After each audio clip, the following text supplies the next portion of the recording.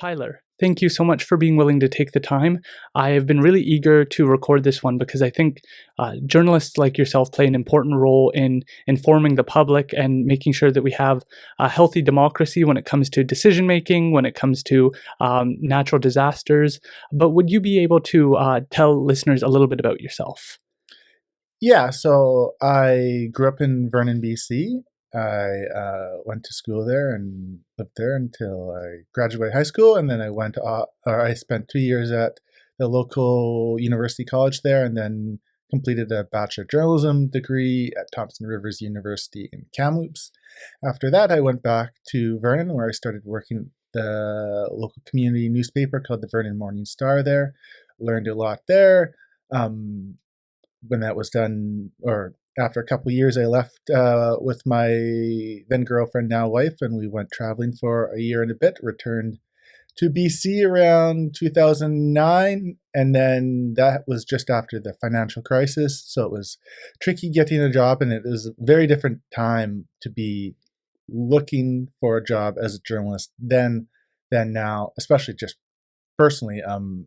But Eventually, I was able to and thankfully land a job at the Chilliwack Times here in Chilliwack, and had a great few years with a great team there. And eventually, that paper was bought by it was bought by a couple of different companies, but eventually bought by Black Press, and I was moved to the Abbotsford News. Chilliwack Times was closed soon thereafter, and I was a reporter at the Abbotsford News until the end of 2020, at which time I left and have just about spent the last year and a little bit um, helping create the Fraser Valley Current, which is a new news site, news provider, news something here in the Fraser Valley. And we produce a newsletter that goes out every weekday morning, along with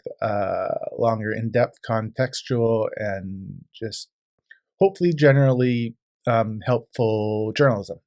That's amazing. And I'd like to start, I think, with what took place with the floods, because I feel like a lot of people became aware of the Fraser Valley Current. It became a primary news source for many people living in the Fraser Valley. And I think it also sheds light on how important local journalism is when events like this take place in terms of informing citizens and allowing people to prepare. I had the opportunity to see some of the amazing feedback you received during that period, and people were saying we evacuated earlier as a consequence of the information we were getting from the Fraser Valley Current and perhaps other news sources. But could you walk us through what took place? Because I think it's important that we understand kind of the lineage of what took place and your involvement, because it sounds like there was a lot of work that went into reporting what was taking place each day. So could you start us perhaps from the beginning, those first few days of what was going on?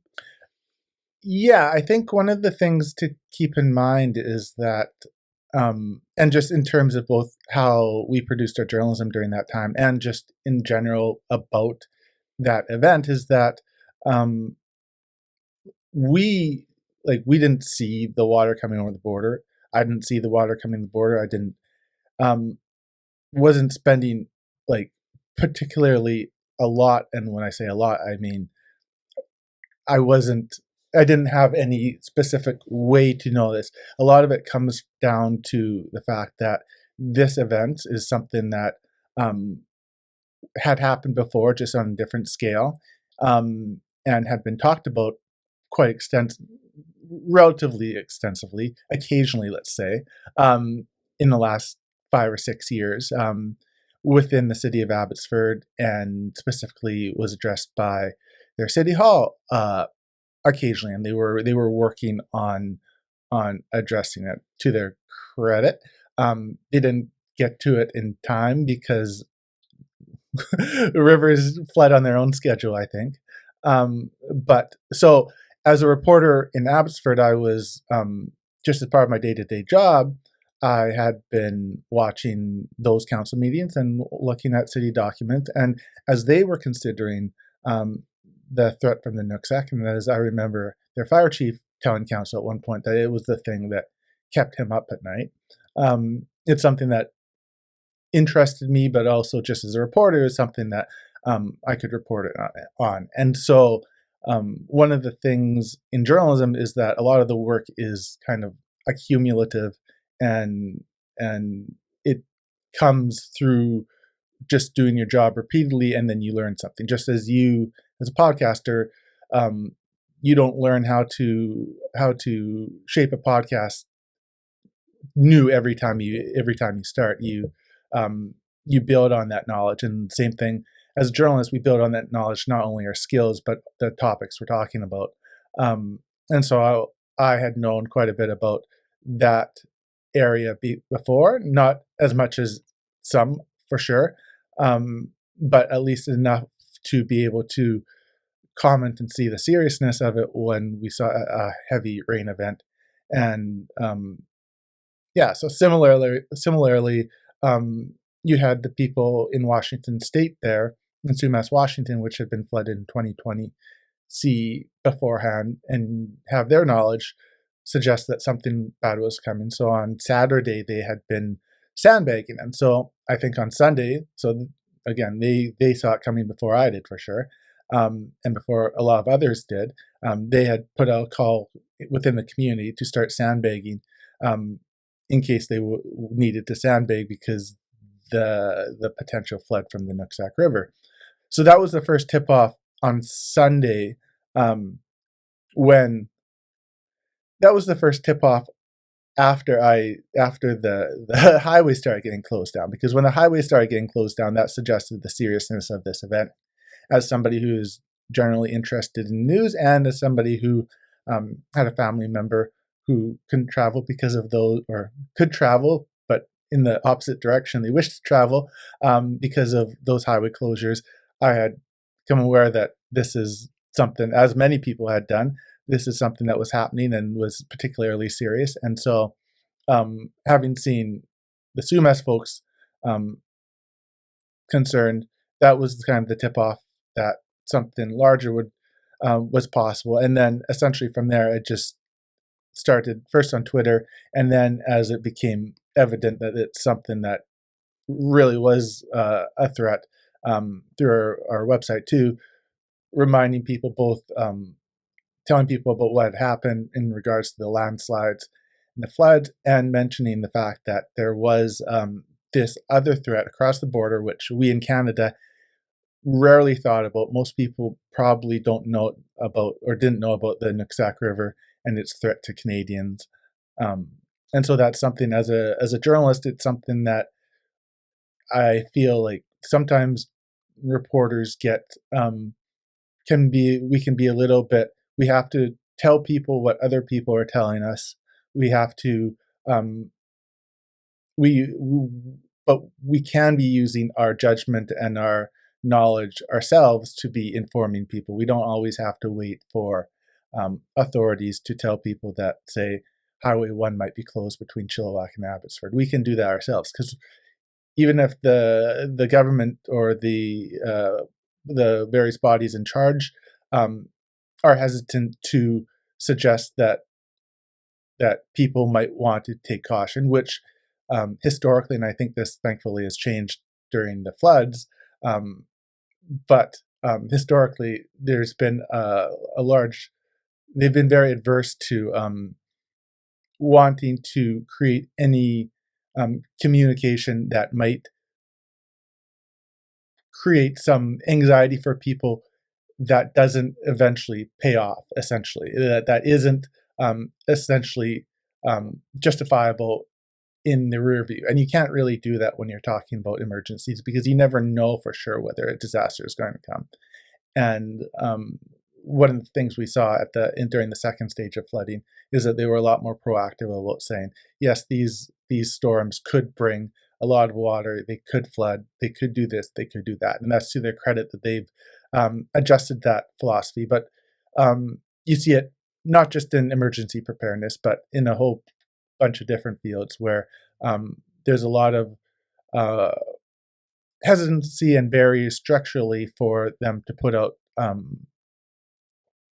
certain communications. And we as independent reporters and people who have our own knowledge can say, when we're confident, when we know enough. And when the facts line up and you can put A plus B plus C, we can say, okay, actually, this is something that people should know, be know about, that some people should care about and be at least aware of, if not actively preparing.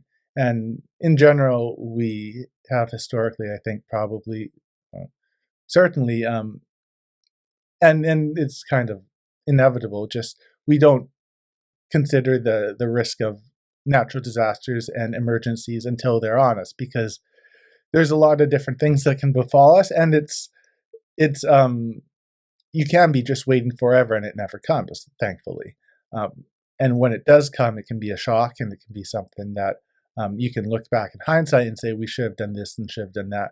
Part of it's just human nature, I think. But part of it's also just being aware and realizing there are certain things you can do to make things easier in the future than after. I'm as guilty as anybody about not doing certain things in terms of emergency preparedness. I know um, if we have an emergency preparedness kit at home, I think we do, but I don't quite.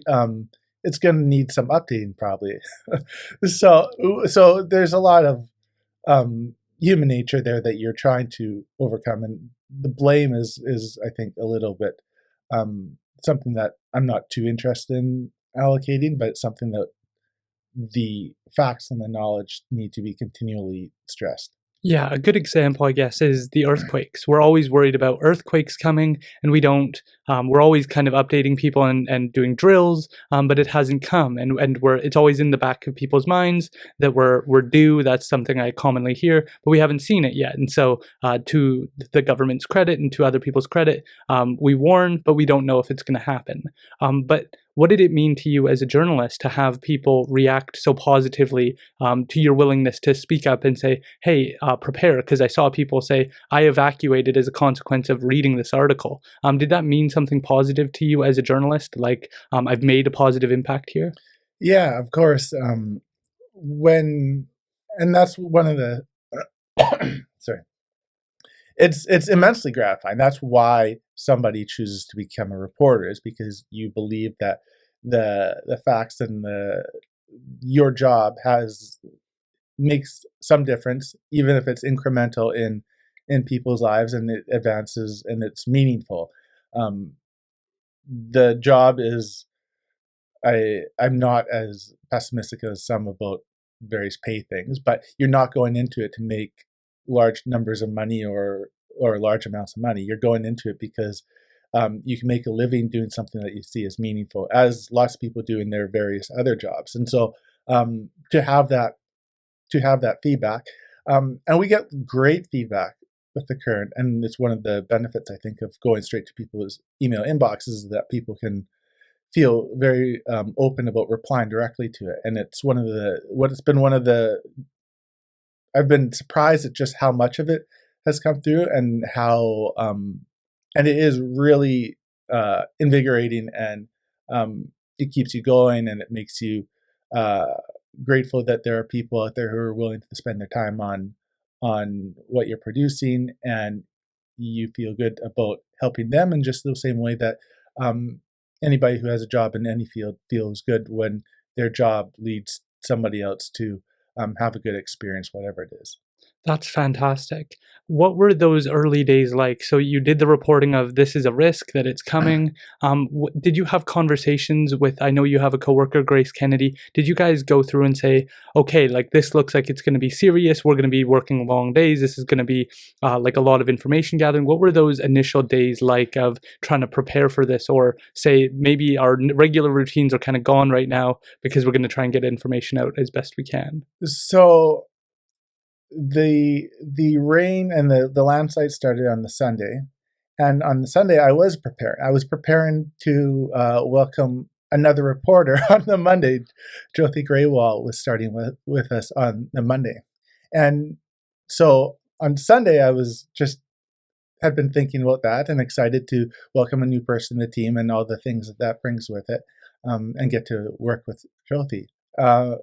And then the landslide started, and so late Sunday, I believe I wrote a story for our website, and then included that in the newsletter. So that was a little bit of work. And then from there, it's just, and this is what generally happens when new things happen in journalism, is just there's not much time to plan, especially when it's something that large. You're just trying to create and react to the events that are happening, because that's kind of the job. So on the Monday, I would have been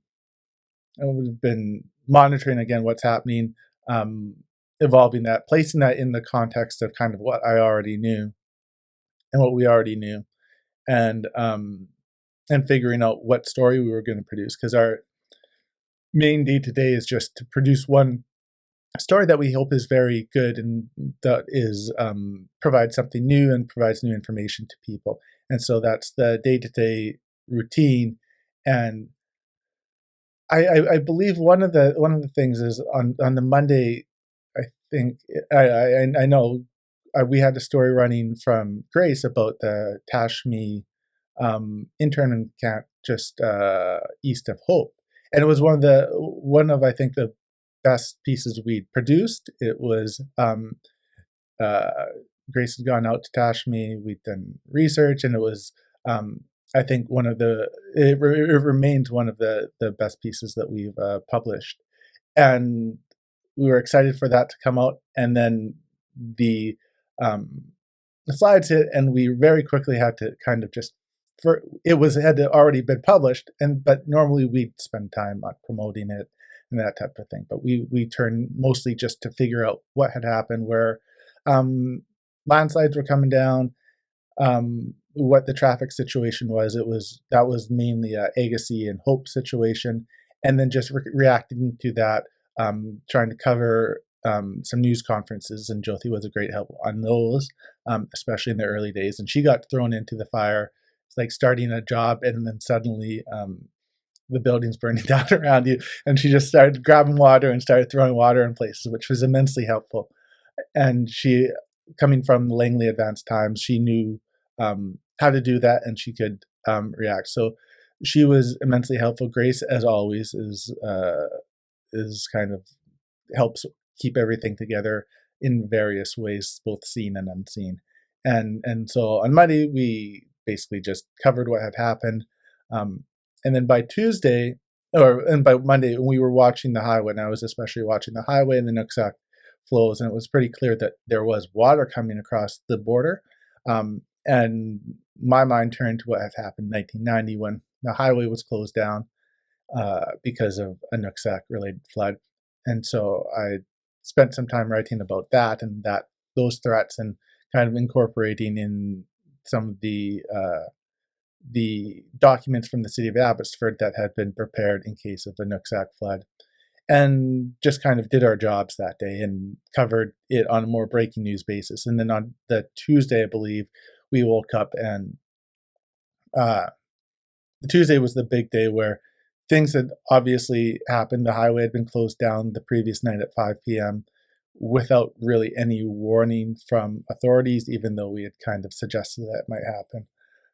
And so on the Tuesday, Grace and I, we started. We usually meet around 9:15, and we said I suggested that we do a story on kind of how the Nooksack River relates to the geography of the region, and especially the draining of Sumas Lake, which occurred 100 years ago, potentially this year, but a century ago. And lots of people knew that a lake had been there, and a lot of people didn't know a lake had been there. But because a lake had been there, it related to the geography of the region and created some significant particular threats regarding the Nooksack River that people didn't realize, and created additional risk in the flood that was occurring. Because Sumas Prairie, as we did in the future story, and if I would have done it again, I would have roped it all into one, is kind of split in two by a dike, and that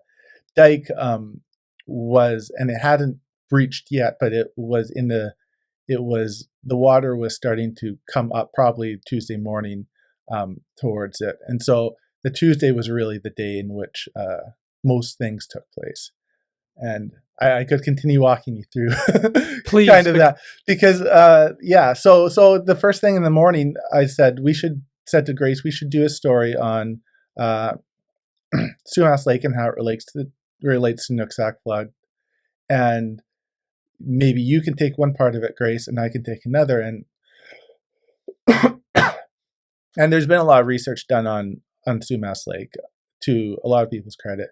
But one recent book was called "How We Lost the Lake," and I believe I got that name right, by Chad Reimer. It's a I had read it and written about it 2 or 3 years ago, and it talked about the lake as just the lake that had been there and its place in the culture of the region and in the history of the region. And it's a really fascinating book. It's been now lots of people have fortunately come across it, as they've hopefully come across the various other writings on Sumas Lake. But luckily that book was already on Grace's desk at the time. And so I said, Grace, can you kind of talk about, write a little bit about the history of the lake? I'll talk about the geography of the region that essentially created the lake in the first place and refills it every now and then. And together we kind of just mushed those pieces together in something that I think that held up. And then at about 3 o'clock, somewhere around 2 or 3, the city of Abbotsford would have held a press conference, I think probably early afternoon.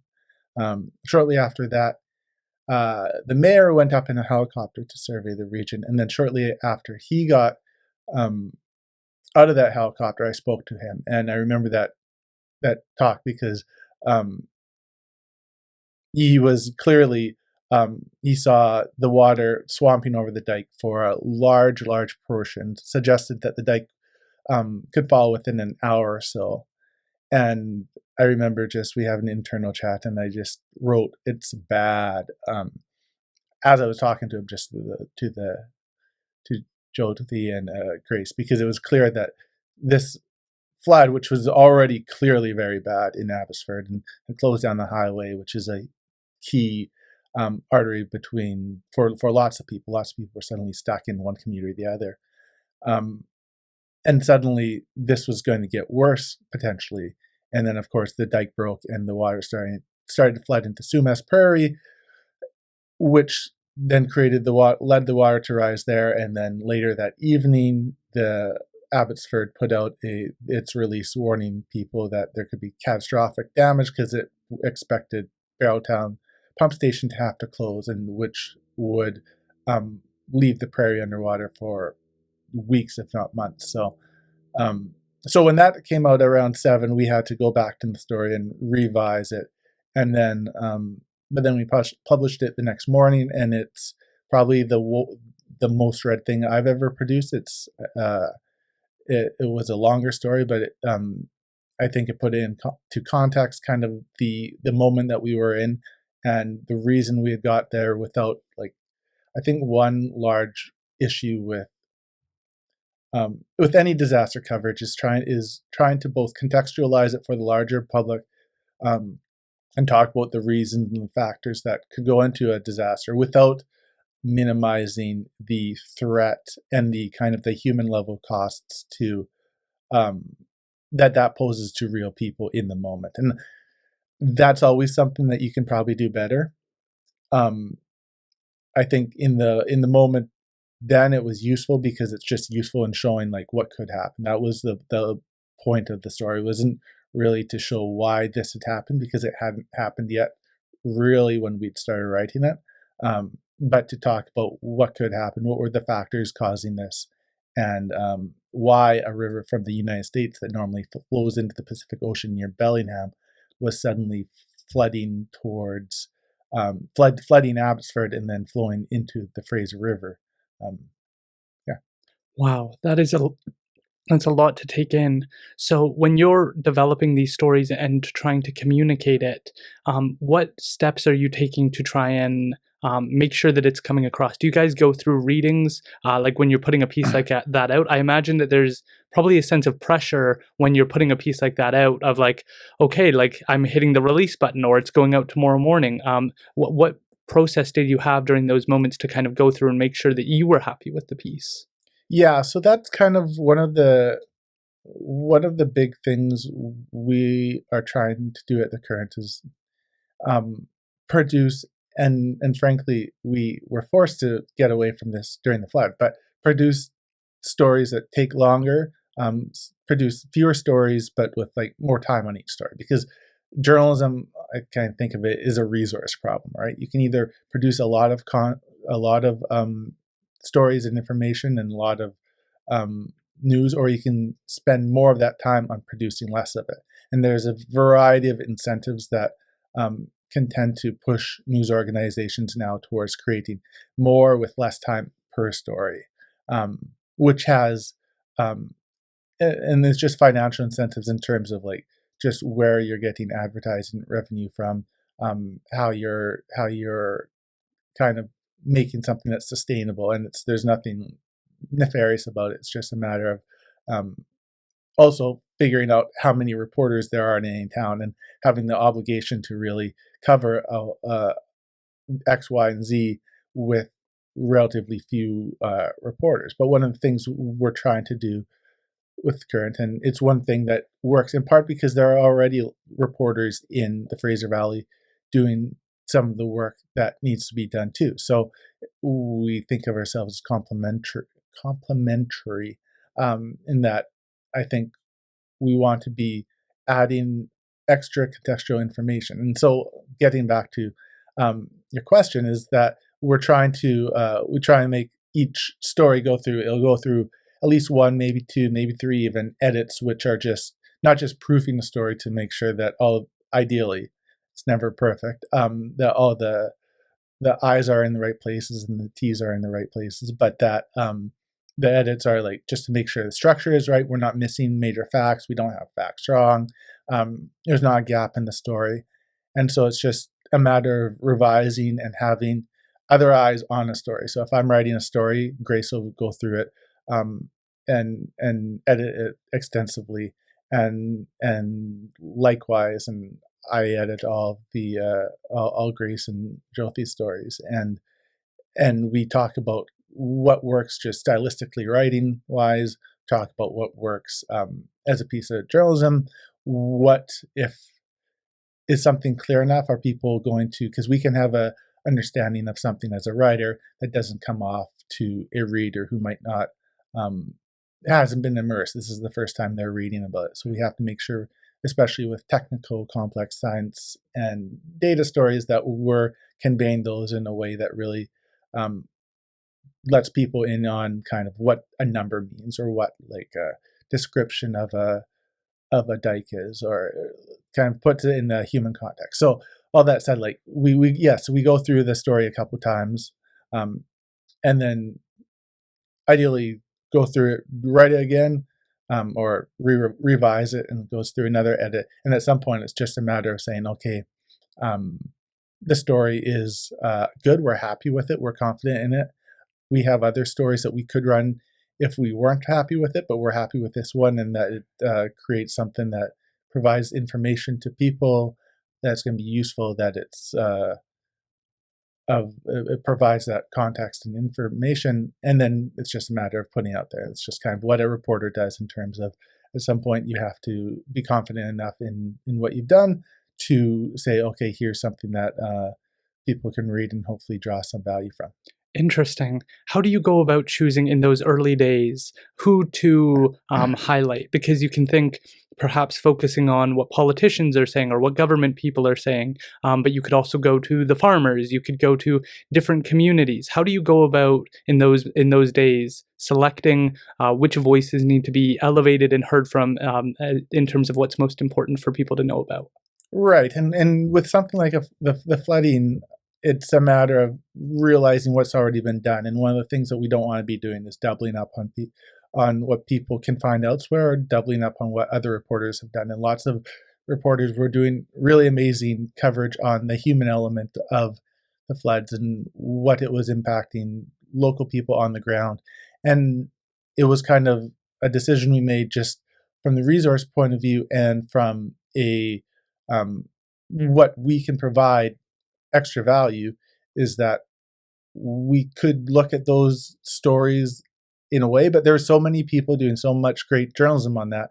The great thing about our newsletter is that we can just say, instead of creating that information ourselves, we can tell our readers, okay, here's a great story over here on the Vancouver Sun's website. Here's the link to get to that story.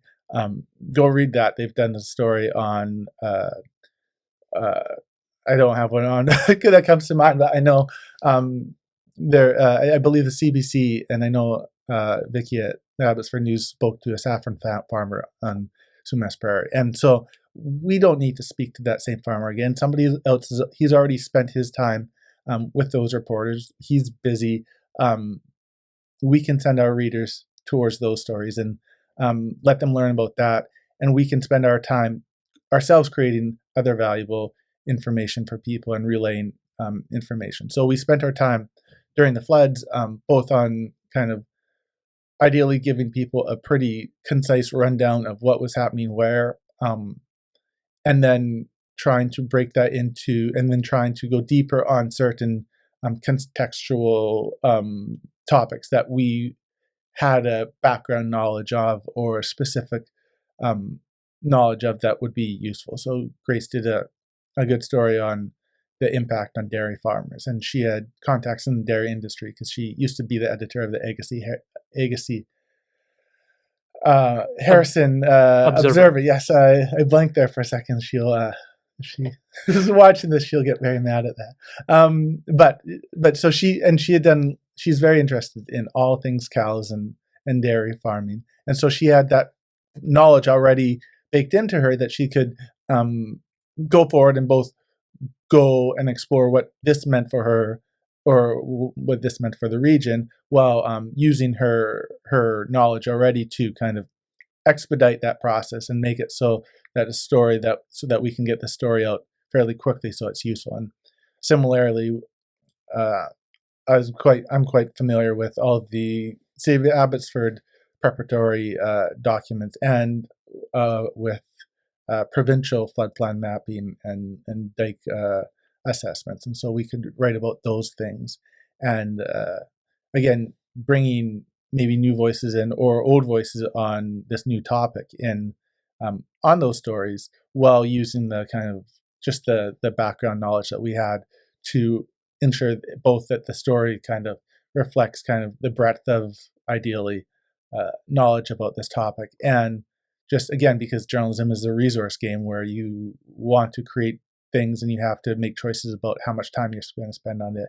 It makes it time efficient to spend your time reporting on something that you have that knowledge of pre-existing.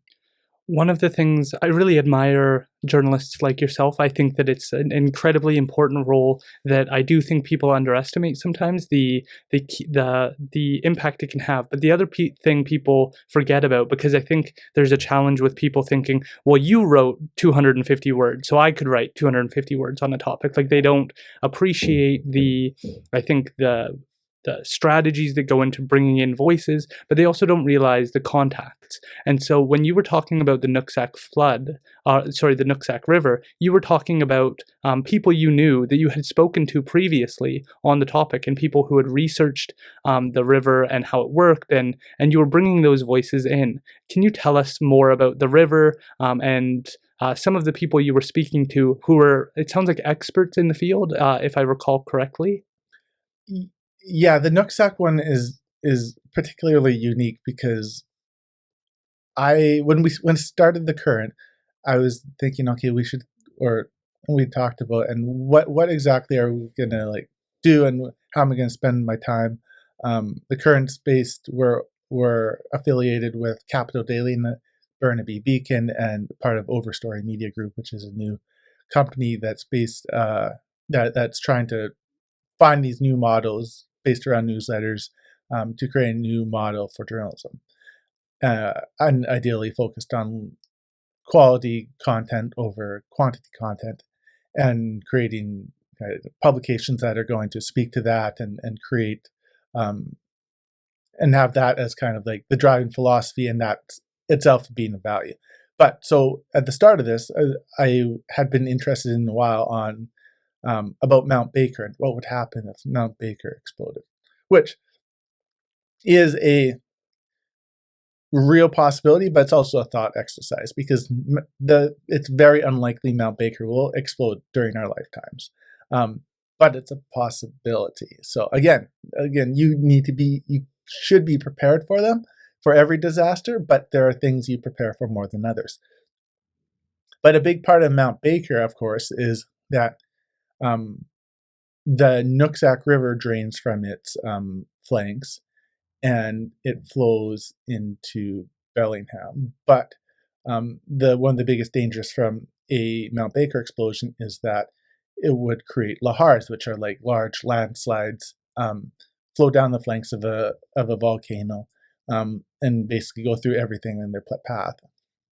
And there'd been and the science suggests that there had been so getting back to the story, I thought, okay, let's look at this story. Let's spend a lot of time on this story. So I spent a lot of time looking at Mount Baker, and through that, you learn about lahars, and I'd known some of this before. Is that a lahar once came down from Mount Baker, and right at Everson, where the Nooksack floods, it had not gone left towards the Pacific Ocean; it had gone straight into Sumas Prairie. The evidence suggests, and there's soil analysis. So through that process, which is a interesting story to write, I'd learned a lot about the Nooksack's kind of history and its path, and I have still that Mount Baker story is going to come out at some point. And there's going to be other stories on kind of an avulsion, which is basically when a river that used to flow one way, in this case the Nooksack used to flow into Sumas Lake, chose to flow to the west into the Pacific Ocean just north of Bellingham. And so I'd been researching all that, and through that, I'd spoken to a few people, and so some of the contacts came from there. But really, during that time in the when we were doing those flood stories, it was there weren't a lot of new contacts we were developing and talking to, in part because everybody was super busy, everybody was scrambling, and we didn't need too much more. We were synthesizing information a lot of times that had already come out. So I know there had been some in that one story I mentioned. We just drew on comments that the representatives of Sumas First Nation had made in a previous news story to the Vancouver Sun. And so, of course, we attribute that. We explained in 2013, I think it was, Sumas First Nation, Samath First Nation counselors told this to the Vancouver Sun. And so there's a lot of, that story was a lot of synthesized information. And throughout the flooding situation, it's a lot of just knowing where documents are, referring to stories and the historical, like the record of what people have said about this thing, and trying to bring that all together in a way that informs people and lets people know what's happening, because everybody's ridiculously busy during one of these events. Everybody's ridiculously busy normally. So you need to find people, if possible, to speak to a certain topic, but you can also just use your own judgment and knowledge to find information that had been collected when things weren't in the middle of a natural disaster. Right. And you all did a good job of highlighting the risks. So at the beginning, you said that there was a risk that this could continue to flood and that there could be increased problems. And then you also highlighted the risk that the Barrowtown pumps could fail. Could you elaborate a little bit more on what those pumps do, and perhaps the positive story that so many people came out to try and prevent it from failing? Yeah, so I know for a fact we didn't actually write that the Barrowtown pump station would fail, because I didn't think that was possible. When the city of Abbotsford announced that on the Tuesday at around 7 p.m., it was a shock to me, and it seemed like a shock to them that this could get to the point. And I'm still it's still hard to wrap your mind around how that flood station or that pump station that's vital for draining a huge portion of farmland could itself be flooded and shut down. And just it's explaining it even verbally is really hard because it's a pump station that drains what once was Sumas Lake. There's also floodgates nearby that drain what is the Sumas River. And Sumas Prairie is essentially split into two by a dike that had failed. It's an extremely complex, and this is one of the challenges and this was one of the challenges for the city of Abbotsford, is just explaining to people the various not moving parts, but moving systems here and how they interact with one another. And so the pump station is needed because the bed of what was Sumas Lake is below the level of the Fraser River. So to get water out of that lake bed, you need to pump it up 2 or 3 meters into, and just complicating things is that it's not pumping it into the Fraser River, it's pumping it into the Sumas River, which is itself drained through some floodgates that stopped the water from going the wrong direction during the flood, which was something that was actually required to happen. So they needed to close the floodgates because the Fraser River had risen. And as I'm saying this, I know it's extremely complex. It's extremely hard, like, for anybody listening right now to wrap their head around it, which is one reason why, hey, I like writing and I don't like explaining things, or I don't. Audio is not my chosen medium, and then also just that's why you have these challenges of this pump station, and then people not really realizing its essential nature. The fact that you had hundreds of volunteers coming out to essentially sandbag this pump station and save it from flooding is both a huge success. It's a tribute to all the people who came out in an emergency. I think it's a huge indicator of, like, the power of social media, because social media is, I think, and I don't know how many of those people came because they were called or got an email from a friend. I know a lot of people came after they saw on certain flooding Facebook groups that had been set up in part to deal with, like, just distributing information that people weren't getting from their authorities, and which we were trying to provide. But even journalism organizations don't have all that information. So during a natural disaster, the Facebook groups became a huge benefit and played a huge role in how people reacted and prepared, especially in the second round of floods, for the next round of atmospheric rivers. So it was a huge tribute to them. It's also an institutional failure that I'm sure I hope people are learning from in government about when you have a lot of people come together to save a pump station, because they are required to do so, and when they're organized ad hoc by volunteers, that's a signal that there was no organization or structure to harness that power in place already, apparently. Otherwise, you would have had calls go out for volunteers. You would have had sandbagging beforehand, as Sumas had done before the atmospheric river hit. But we didn't have that, in part because it feels like kind of the Nooksack took a lot of people by surprise, and the city of Abbotsford knew about the Nooksack River risk, and they had been preparing a little bit, but the warnings didn't come for a lot of people, and the information wasn't there that allowed them to provide the help that they may have needed. And when it did come, it often came from these social media groups and these community volunteers who, again, did a great job. But ideally, you have a system in place in which it's structured so that you don't have to rely on or if you are relying, you're relying on them in a way that you can rely on them, and not just hoping that they're there, which fortunately they were in this point. That's really interesting, and I think it sheds a lot of light for people on perhaps the importance of community, because obviously it was a beacon of light during a very nerve-wracking time when we were hearing about the pumps perhaps failing, seeing so many people come out, the photos. I know that a few politicians had come out and started recording all the people working and getting involved in that. Kind of makes you feel good that your community is able to come together. But to your point, it seems like we need to have perhaps more preparedness in terms of these events, whether that's through something like, I know our phones are capable of notifying us if an emergency is happening. Perhaps that might have been appropriate here so that people were just aware of what's going on, and not to scare people, but to inform them, perhaps prepared to evacuate in case need be during those early phases. But I'm also interested to know, you did, I think, a Twitter Spaces on the Nooksack River, and this didn't end up happening, but it rerouting. Would you be able to elaborate on that a little bit?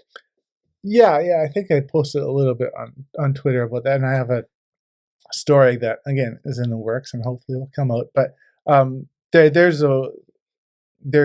a very low chance. So again, it's not something that people should panic about, or but there's a world in which the Nooksack River, which used to flow west or used to flow into Sumas Lake, now flows into the Pacific Ocean. Again, chooses to flow north into the Fraser River, and that would happen through through erosion that happens over years, or through a large event. And again, there's been a little bit of work done on this, but not much. So you have in various documents suggestions that the chances are very low of this happening, and for reasons X, Y, and Z, which is reassuring and good to know, but it's also very low is not zero, which is interesting. So you can have a world in which the Nooksack River, because it is kind of on, you can think of it kind of like on an upside down plate, and it's right on the kind of tipping point there at the moment, and it chooses to go left. And in floods, the water rises just enough so that some of that water goes north into Canada, which, and one of the reasons that it's such a complex issue to prevent the Nooksack River from flowing into Canada in the future is that it might not actually be that complex to stop the river from flowing into Canada, but if you don't do that, it has a potential to significantly increase flooding in the United States, which is a problem when the people who would need to stop that flooding from happen are United States officials. So like they genuinely have a very tough problem on their hands that requires a lot of a lot of deciding on what costs what and what's going to create the most benefit. But all that being said, the river flows a little bit during a flood towards Canada. But because it flows that way, rivers evolve over time, and they can eventually choose to go in one direction or another. And so there's a small chance that one day, whether humans are here or not, we don't know, would a little bit of water would start flowing north, and then a little bit more would start flowing north, and then a current would change in a certain way, and you'd have that river take a new route, as rivers always do. And what's interesting and different about the Nooksack is usually when rivers take a different route, they're in a larger valley where they take a different route and then find their way back to the main channel, or that main channel evolves in a certain different way. And the Fraser itself did this. But the Fraser goes in one direction, and the Nooksack's on that dinner plate, and it could tip one day, maybe thousands of years from now, and flow back north and kind of refill Sumas Lake and eventually end up in the Fraser. Right. And so the risk there would have been like, it sounds like a catastrophe if that had have happened to us. When you were thinking about this, because it sounds like you're likely one of the top 10 people knowledgeable on the flood systems, on what was taking place at the time, who really has like a holistic understanding of what's taking place. What were the risks that you didn't talk about? Were there any concerns about perhaps supply chains, perhaps what was going to happen over the next couple of years if something did get even worse, like the river flowing a different direction? What were your kind of less likely concerns of what could have happened? well, I mean, the avulsion, which is if a river takes everything, that is like the less likely concern. It's probably not going to happen. Very likely, it's not going to happen. Um, but it kind of illustrates kind of the very complex nature of that river. The the fact that if Barrowtown had been closed down, um, that lake would have remained there for months on end. That seems like that would have been a higher order of problem. All of these things are things that can be kind of fixed by, and then we saw this with the Coquihalla, fixed with a lot of money and a lot of resources, but it's a lot of money and resources to deal with any of this stuff. And so those are kind of there's if there's a possibility for it, I've probably written about it because that's kind of the job. And but I think in general it kind of just goes to show that we um, underestimate both the power and the chances that our world just changes one day significantly and for a long time. That a natural disaster can have significant events, and it's not just something we see on TV. It's something that can have prolonged consequences. And the people of Lytton and Merritt and a variety of other communities, and here in the Fraser Valley, the people who lived on Sumas Prairie are still dealing with this and still dealing with this for a long time. Our transportation systems that we thought were robust and just there for us to use in perpetuity um, are at the same type of risk that all these other things are, if not more. And thinking about how vulnerable they are and how vulnerable our lives are for things to be upended. So if you commute between Chilliwack and Abbotsford, that's you're aware that sometimes it'll snow and you won't be able to get to work or there'll be a crash. But I think and I know myself as somebody who used to go between Chilliwack and Abbotsford, you don't imagine the day in which that route between Chilliwack and Abbotsford, which is 25, 30 kilometers, is closed down for 4 months or something. And that's not likely to happen, but it's possible. That's what has happened in the Fraser Canyon, and that's what happened for months between um, on the Coquihalla route, which is where people have built their lives thinking you can get from X to Y in X number of hours or minutes, and then that stops happening, and suddenly your life becomes much more different. Right. What was that like for you? Because you're perhaps traveling around trying to get information, going to take a look at different things, perhaps meeting with different communities, different leaders. Were you ever worried about getting stuck anywhere? Was there any challenges to your ability to move back and forth? And was there ever a time where you were, I'm over here, but if anything happens, I could be stuck over here? So I don't, we didn't travel around too much during the flooding, and I have significant family in the interior. So I was actually during a considerable amount of it actually in the interior and just doing my work from there because we work from home and we are able to um, kind of do most of our jobs from there if required. And during a disaster like that, there are things you can do in the field and there's things you can do not in the field. And a lot of the choices we were making in terms of our coverage were doing things like the stories, synthesizing the geography and the history and stuff that um, we could do from our homes, and we wouldn't have to worry about getting from Chilliwack to Abbotsford. And so we weren't attending the Abbotsford press conferences because you couldn't get from A to B, but we could follow those along, and we could try and contact officials through other channels. And so it's a lot of just decision making that way. And like again with everything, it's a matter of what you're spending your time and resources on doing.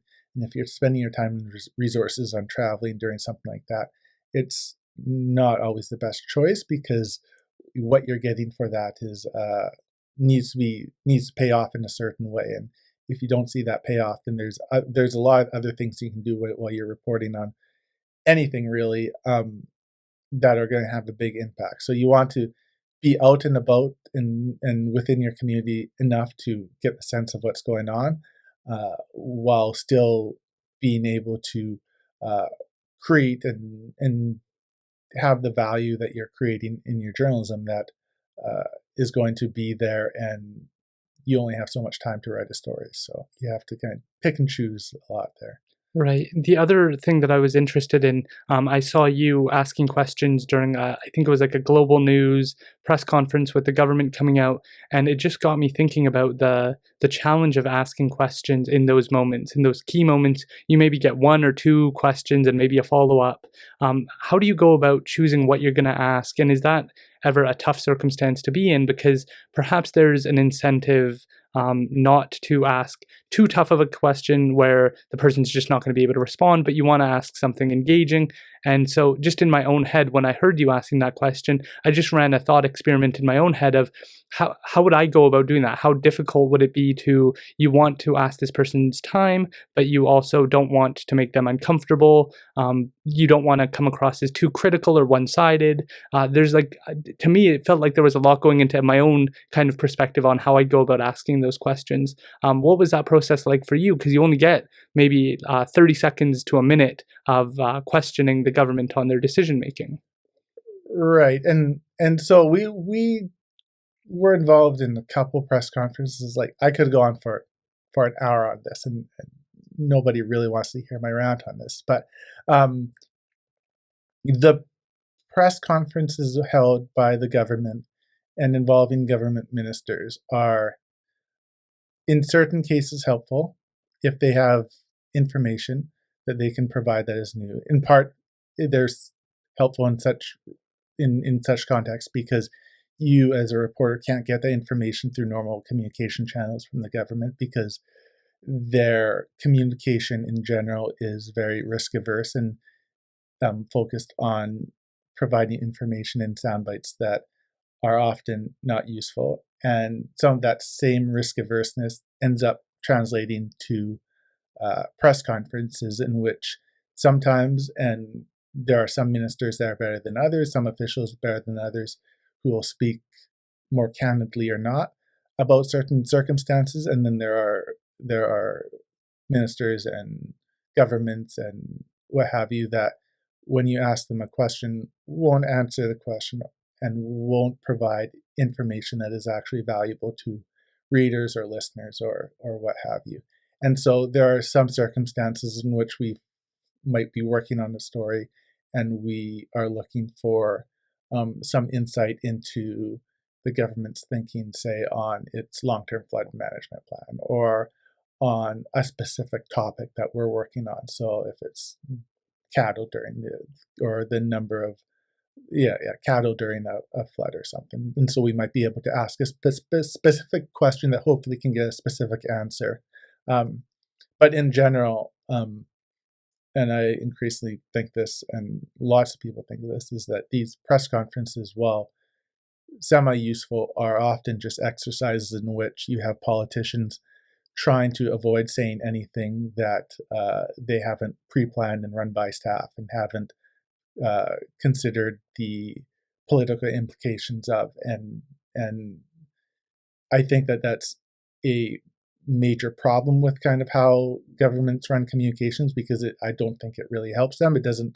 People catch on. People like to see when government officials say, "I don't know something. That's not my job, but hopefully we can find you the answer to it." Rather than give an answer that has no relation to the thing they don't know about, but at least is an answer. Um, and so how do we come up with questions is just basically sometimes it's based on like if we have a story in the works and something that we want to ask about and something we haven't seen addressed, then we can use one of those press conference times to hopefully get a question in.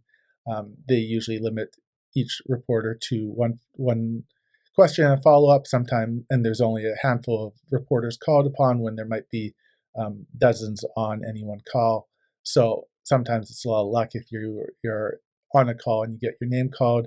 Hopefully they're calling on somebody local regarding a local event like this. Unfortunately and thankfully they did in a couple occasions, but we also didn't participate in every news conference because frankly not all of them are useful. Sometimes we can just monitor what happens and see if anything new comes out when we don't have a question that we think is actually going to get a answer that is worthwhile and worth sharing, because a lot of times it's just people talking to try and respond to a question without actually responding to it. That is the thing I think a lot of people feel. Like, we talk about how we want to increase voter turnout, we want to get more people involved in the political process, we want them to engage as a citizen and take on that responsibility. And then I watch certain question and answer periods or certain interactions, and it's disheartening as somebody who wants people to engage more and get more involved, to see that people not answer the questions and and pretend that they are, and that's discouraging, I think, to some people. And that's where there's this bitterness about government and politics and these challenges. And so I really appreciate you being willing to kind of point that out, because the other challenge, at least I see, is that there's certain and I'm interested in your thoughts on this. It feels like while that's going on with the politicians, there's certain people within the journalistic realm that get comfortable asking the lighter questions rather than the tough questions, even though that might not be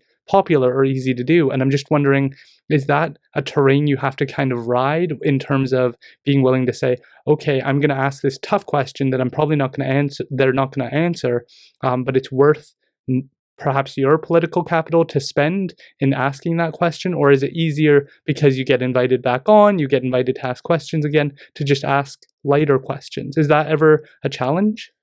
I mean, I can't speak to it from really, because I'm not on these conferences in consistent ways, and we go when we do take part with like a specific thing in mind.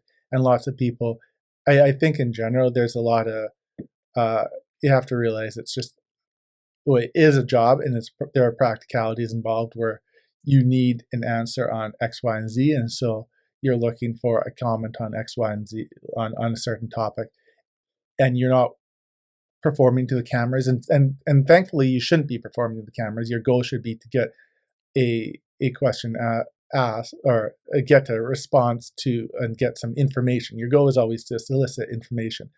And if you're in a news conference every day, I mean, it is a lot of work. It's a lot of mental energy too. And so there's going to be times one imagines that you're trying to find some way to get some information for you or your colleagues out of it.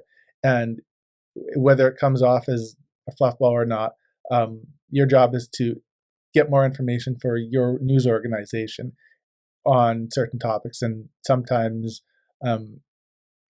you're going to ask a question in a certain way. And you're also inevitably aware that you can ask really hardball questions in a news conference, but asking them in such venues is unlikely often to get any sort of useful response, because of the way that people and officials are trained to answer questions. And I mean, some of it's out of their own self-interest, in that legitimately, if your job is dependent on kind of avoiding controversy, you're going to try and avoid giving a controversial answer. It's human nature, and you can't really fault people too much for some of that. But yeah, so it's like, I'm fairly generous. I think we can always do better, and reporters can always do better than they do, in the same way that, and there's different qualities of reporters, just like there's different qualities of people in every profession. So it's kind of life in a lot of respects. Absolutely. And I think that it would be nice if there was a way of highlighting those politicians that you believe give those more honest answers, or moving in that direction, that there was a benefit to taking those risks. Because I do know that there were some political leaders, whether it's municipal or provincial, that were willing to say the harsh truth, and take that risk on people. And I think that those are the voices we should uplift and try and make sure stay in those positions, because that is who we want less people who are trying to be too politically strategic, and we want more honesty and more honest dialogues. And I think that I guess that's my belief in the role of journalists, is not in a bad way, but you're holding people's feet to the fire. You're saying, okay, we need the honest truth. We're trying to inform the populace on what's going on the current events. And so you've also been doing this with the decision making regarding the recent BC budget, regarding the the plans to prevent future flooding. Would you be willing to elaborate on that? What are you seeing from the recent BC budget that they just released? Yeah, I mean, right now it's too early to say, and too hard to get an answer to what the actual long-term plans are, because there is a long-term. We did hear in the moment of candidness that the province wants to change how they're changing um, how you fund essentially flood protections that and the sorts of structures that protect cities like Chilliwack, and but we just don't know how and when that's going to happen. And in part, that's kind of possibly understandable, because a budget is a huge thing, and dealing with a disaster, they're going to prioritize the things that have just happened, and there does need to be planning in place to figure out how exactly you allocate and speed up the process to improve flood protections. And so that's the thing we tried to highlight in a recent story, while at the same time that story is basically suggesting that we don't know, that it's something that we need to keep an eye on, and that the current budget doesn't provide for. And this kind of goes back to what politicians say, is that, or don't say, in that you can, what I just said, like there's a very good story to tell that the provincial government or any government is taking X, Y, and Z steps, and they will get to the point where they will be spending all the money that's necessary to be protecting the communities that need to be protected. That includes cities and First Nations and um, all those other places that are currently behind insufficiently high dikes. And then all the other complicating factors that go into flood protections, which is that dikes are only one portion of the things that mitigate a flood, and that you need more than just flood protections. You need wetlands, and you need cities that are built resilient, so that if water does go over the dikes, then there's less damage, and you need also those sorts of things. And then you have all the other competing interests for the public dollar, which is you need money to prepare for earthquakes, and you need money for healthcare and COVID, and so there's all these like legitimately hard and tough decisions that government is making and is always making, and there's stories to be told candidly about how all these things come out, and people are willing to listen, and people, I think, understand when you tell them that things aren't that easy, because like I hear it myself, like when you report on something, people will say, yes, but what about this? And those are often some the most insightful comments you get, is like, yes, these are all things we should be considering about. It's not just one or the other. There's a million things that governments need to be spending money on, and that money is tax money, and there's only so much money that people want to be paying in taxes, and that's a whole other question as to whether the level of taxation is too high or too low, and you get what you pay for often. So, but those are long conversations that often it feels like government officials and politicians don't trust the public to have, or don't want to have themselves, or haven't thought out themselves, or could be explaining in a more holistic way to show that they're both understanding of the challenges and the needs ahead, while also recognizing and elaborating on all of the challenges they face. And I shouldn't come to me to be making all those excuses for governments. They can make those excuses themselves, because those excuses are there. They're not just excuses, they're reasons. But you ask a politician about any of these, and some of them will be very candid, and some of them will use an answer that tries to move somebody on, because they don't, in part because they don't have all day, because they are complex topics, but also just I feel like the more information you tell people, the better it is. The more that you show people that these are complex problems, that they will understand. We need to trust people a little bit more with the information, rather than assuming that they can't handle complexity and depth. I couldn't agree more, and that is what I'm trying to bring about with this, is that I'm not going to make the assumption that we need a quick soundbite. I'm not going to assume that the listeners aren't capable of understanding complex issues, that they're along for the ride and they can always go back and listen. One of my I don't want to say it's a dream, but one of my hopes is that this form of communication becomes more appealing to political leaders. This form of long form conversation of saying this is the direction I'd like to take our community, our province, our nation, and this is why. This is how I've come to these decisions, rather than debate platforms that are super short and you're trying to say the harshest thing, or you're trying to see if your numbers go up in that 1 second. Is believing that we're founded on the idea of a democracy, and to have a healthy democracy, you need an informed populace that's able to question things for themselves, and that the best ideas will win out. I think we've been really lucky so far. Like, you think of, yeah, we have challenges with healthcare, but you go to the doctor, your doctor is there to help you. And you might wait a little bit, but you're going to get that service. You think of the challenges, I think, with the US and their teachers, and how much their teachers make. In Canada, I think we're in a far different position. And I think that it's good that we're investing in teachers, because they're what's going to educate our next generation. They're the people who are going to make sure we have an informed young people that will eventually take on all the positions that we hold today. And that's incredibly important. And so I think that we're doing really well. I think we can always do better, to your point. And so I'm just interested to know what your thoughts are. Do you think that it's possible that we can move in a really good direction with our political system, just in general, that we can have more complex conversations? Do you see that over your years as being a journalist, that we're having better conversations?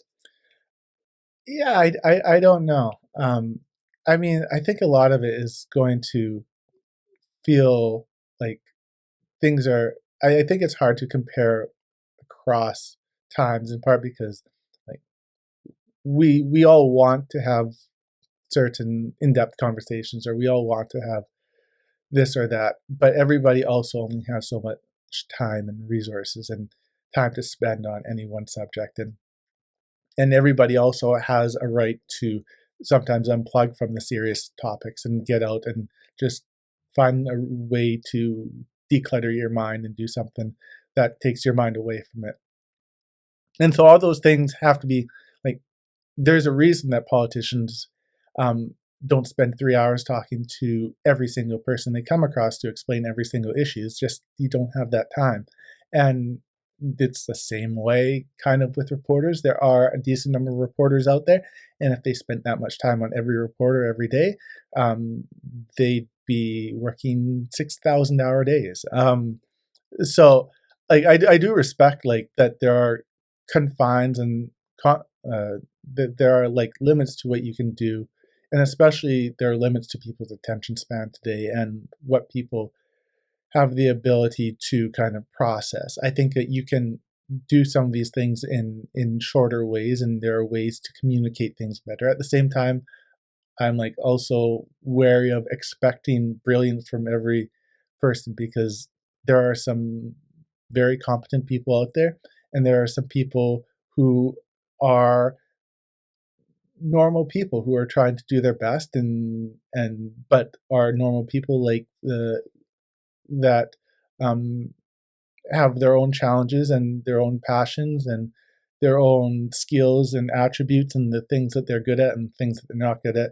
And a lot of us are not good at well, all of us aren't great at some things and are better at other things, and so we all bring that to the table. And some things, sometimes people just aren't able to do the things we hope that they should do or could do. Um, at the same time, I think so. I think a lot of it comes down to like the structures we put in place and what we expect people to do, and what the things we penalize people for doing and the things we don't penalize people for doing. So I think we can do a better job of not penalizing people when they give a contextual but tough answer that is kind of potentially controversial, but you know what they're actually trying to say. I think we can give them the benefit of the doubt sometime, and because we want the people to take those risks and make those judgments that it's going to be better for me to um, provide more information, even if there's a chance I step on somebody's toes here or there.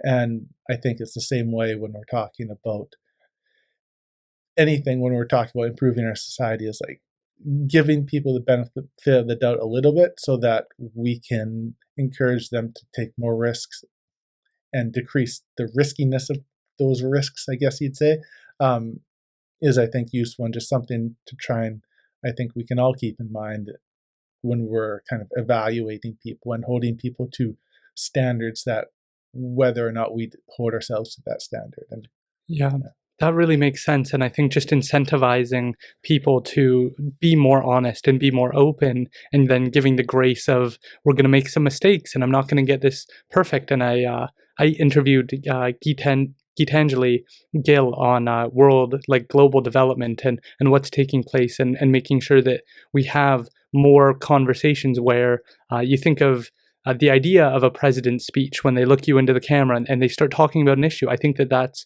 something that's important for us to be able to share and try and develop our understanding of global issues, local issues, where we have that trust of, I'm going to look you in the eye, I'm going to say some things you're not going to like, and maybe some things that you're happy to hear about, but this is an honest conversation, and we're going to go on along the ride together. How did you get into this? What made you interested in becoming a journalist? Is there something that pulled at you? Were you interested in this for a long time before you went to university for it at Thompson Rivers? How did you get started? yeah, it was something that probably goes back to early high school. It's something that I knew I wanted or thought I wanted to do from an early age, and in part because I liked writing and thought that writing would be um, something that I felt would be an interesting way to make a career of. And I thought, like lots of people do, I write books, but writing books is tough, and I'm not from like uh, I don't have a like, we weren't like rich growing up, and we were um, I needed a job that was going to pay me money and income, um, and journalism also offers an interesting array of things you can do, and it's just fun. And so it started as a way to make money while writing, and do something interested. And then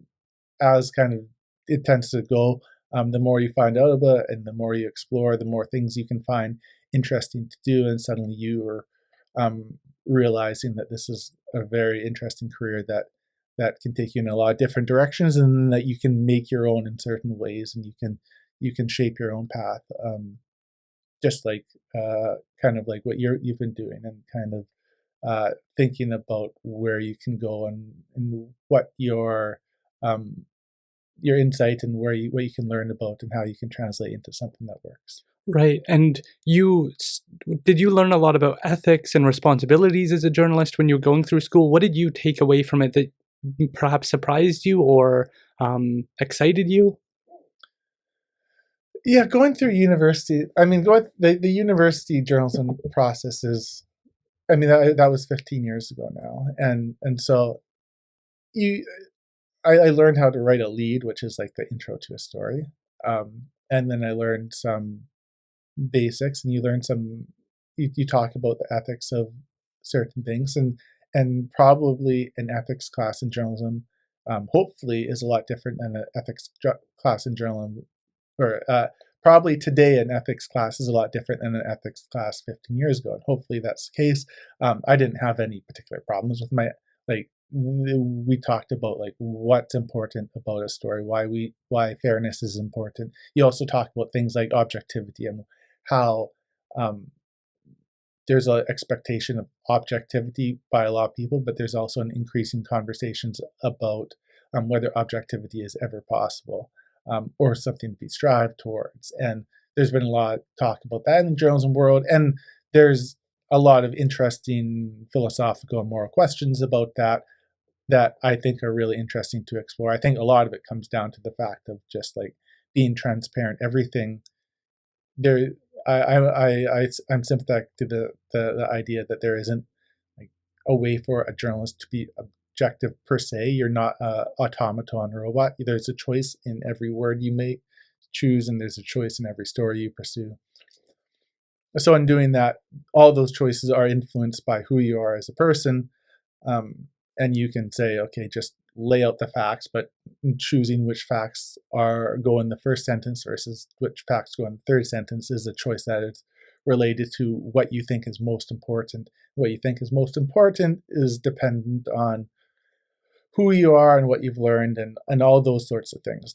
And so you can definitely create an illusion of objectivity where you look like a perfectly objective reporter or a perfectly objective news automaton.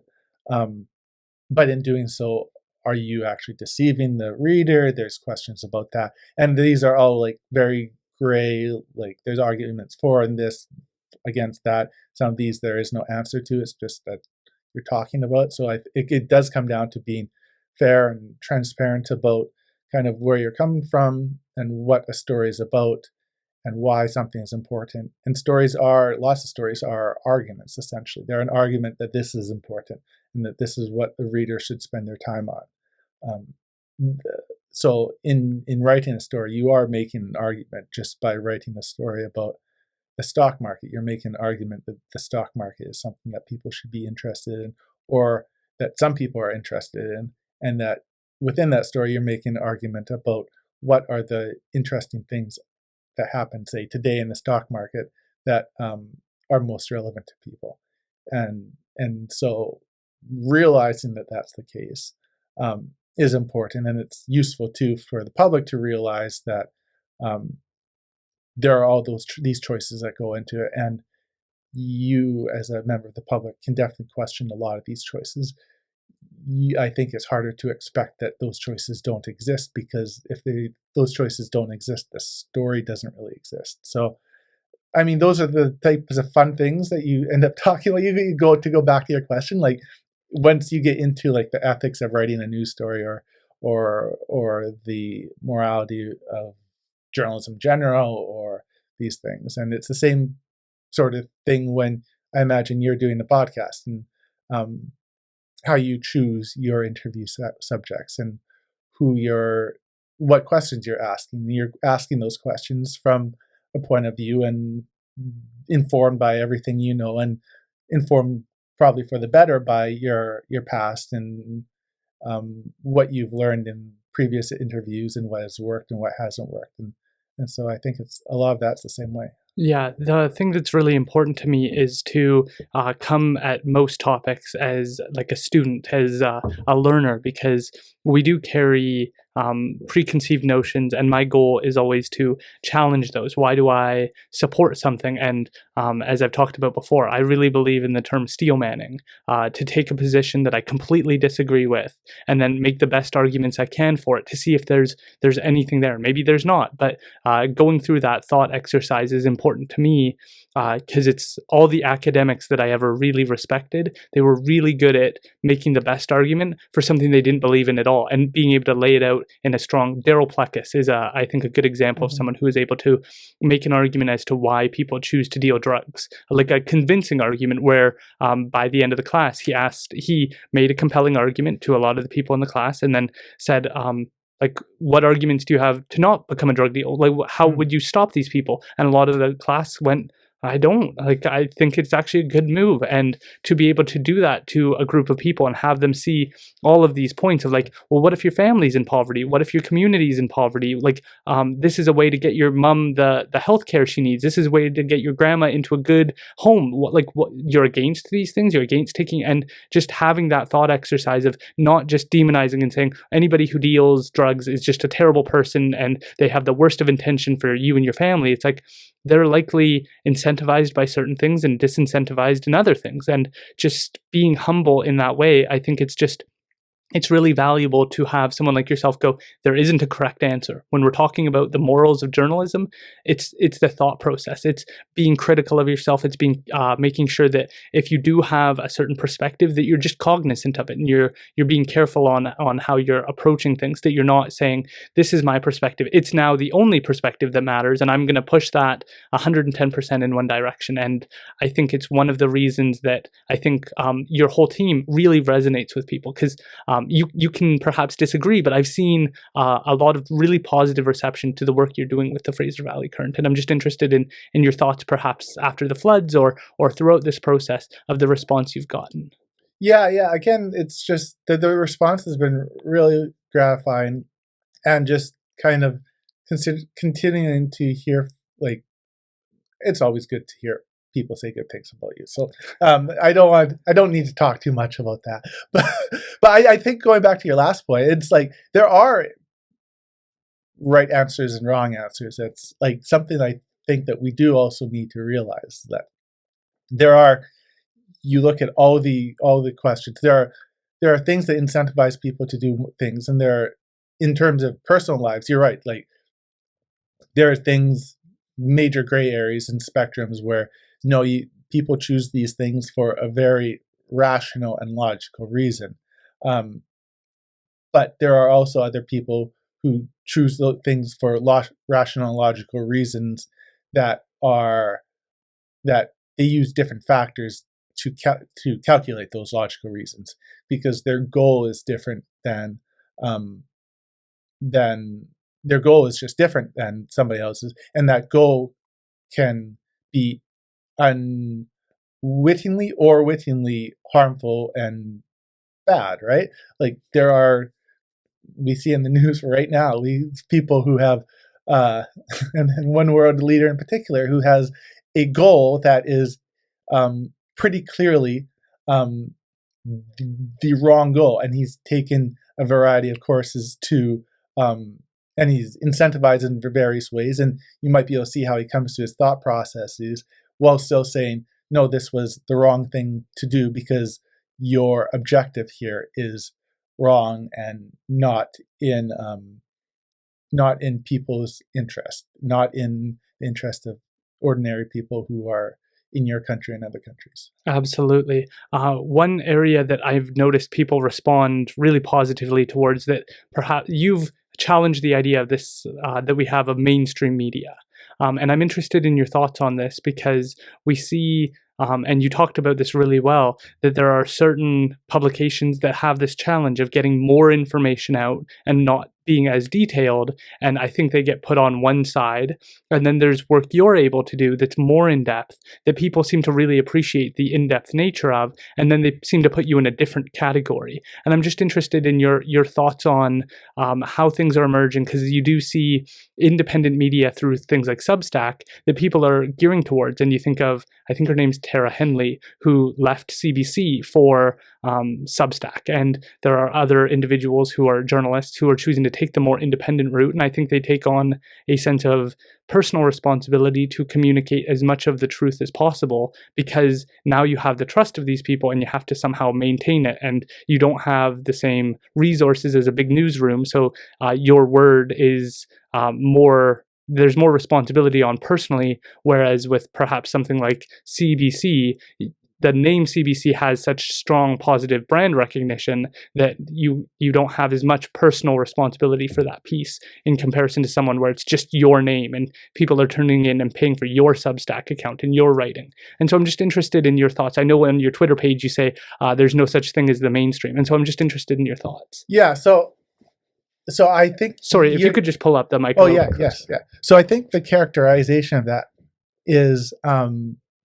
in terms of the motivations of people and the incentives, is potentially a little off in terms of, I think that the responsibility reporters feel is to the truth. And I think when we talk about mainstream media, I think that's those, or when what's not mainstream media, is that those are, I don't like the term mainstream media because I think it's used by people to put reporters and organizations they don't like into buckets, or into a I don't like this bucket. And few people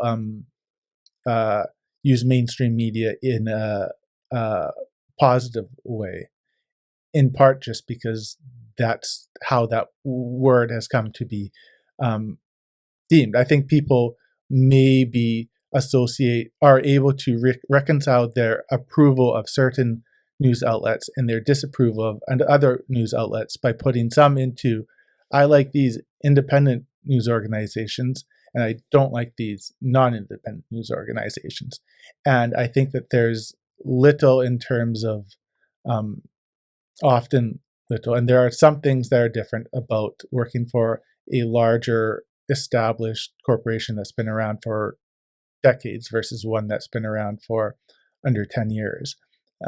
And most of the differences there lie in corporate structures and things that um, are not the things that you might, that the people who favor or disfavor those organizations um, think that they don't like about those organizations.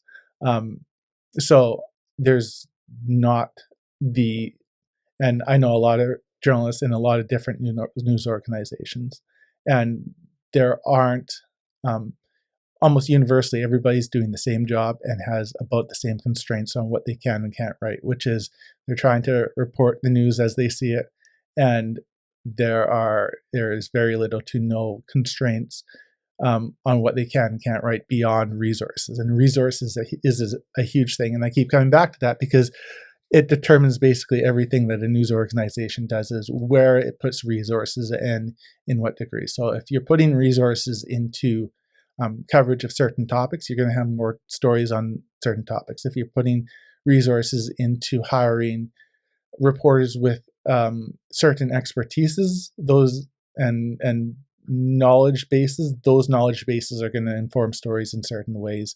That if you hire a journalist straight out of university, you're going to have a different story, and that's just a resource question and an experience question, and it's not necessarily always or it's almost never what somebody's intention with a story is. There's with organizations, there's levels of accountability built in that are sometimes good, sometimes problematic when it comes to not so much deterring stories, but influencing how people can speak their minds. So there are various things in various corporations about people maybe discouraged from posting something that's controversial on Twitter or something.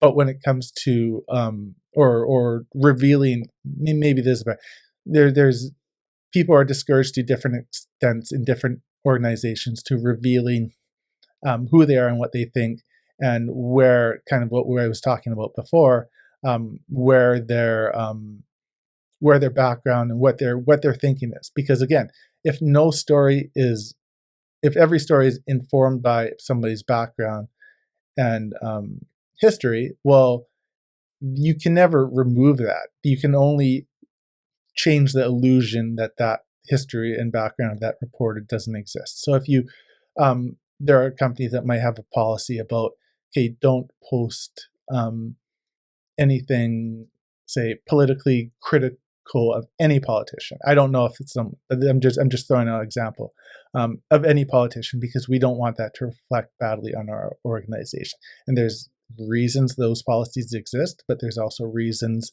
that in doing so, you're giving the illusion that reporters are fully objective when they're not, which has its own consequences. And then you're just deterring them from revealing their, I don't want to say biases, because we all have biases, but it's taken as as a as a critical word.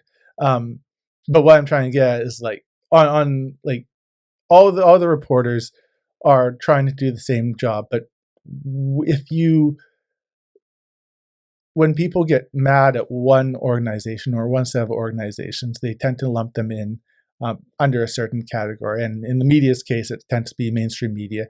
And then and that allows them to separate who they like from who they don't like. And so they might like us and then not like, hypothetically, the CBC or something. And people have to realize that the general idea of the resources that we devote to certain stories are going to be different.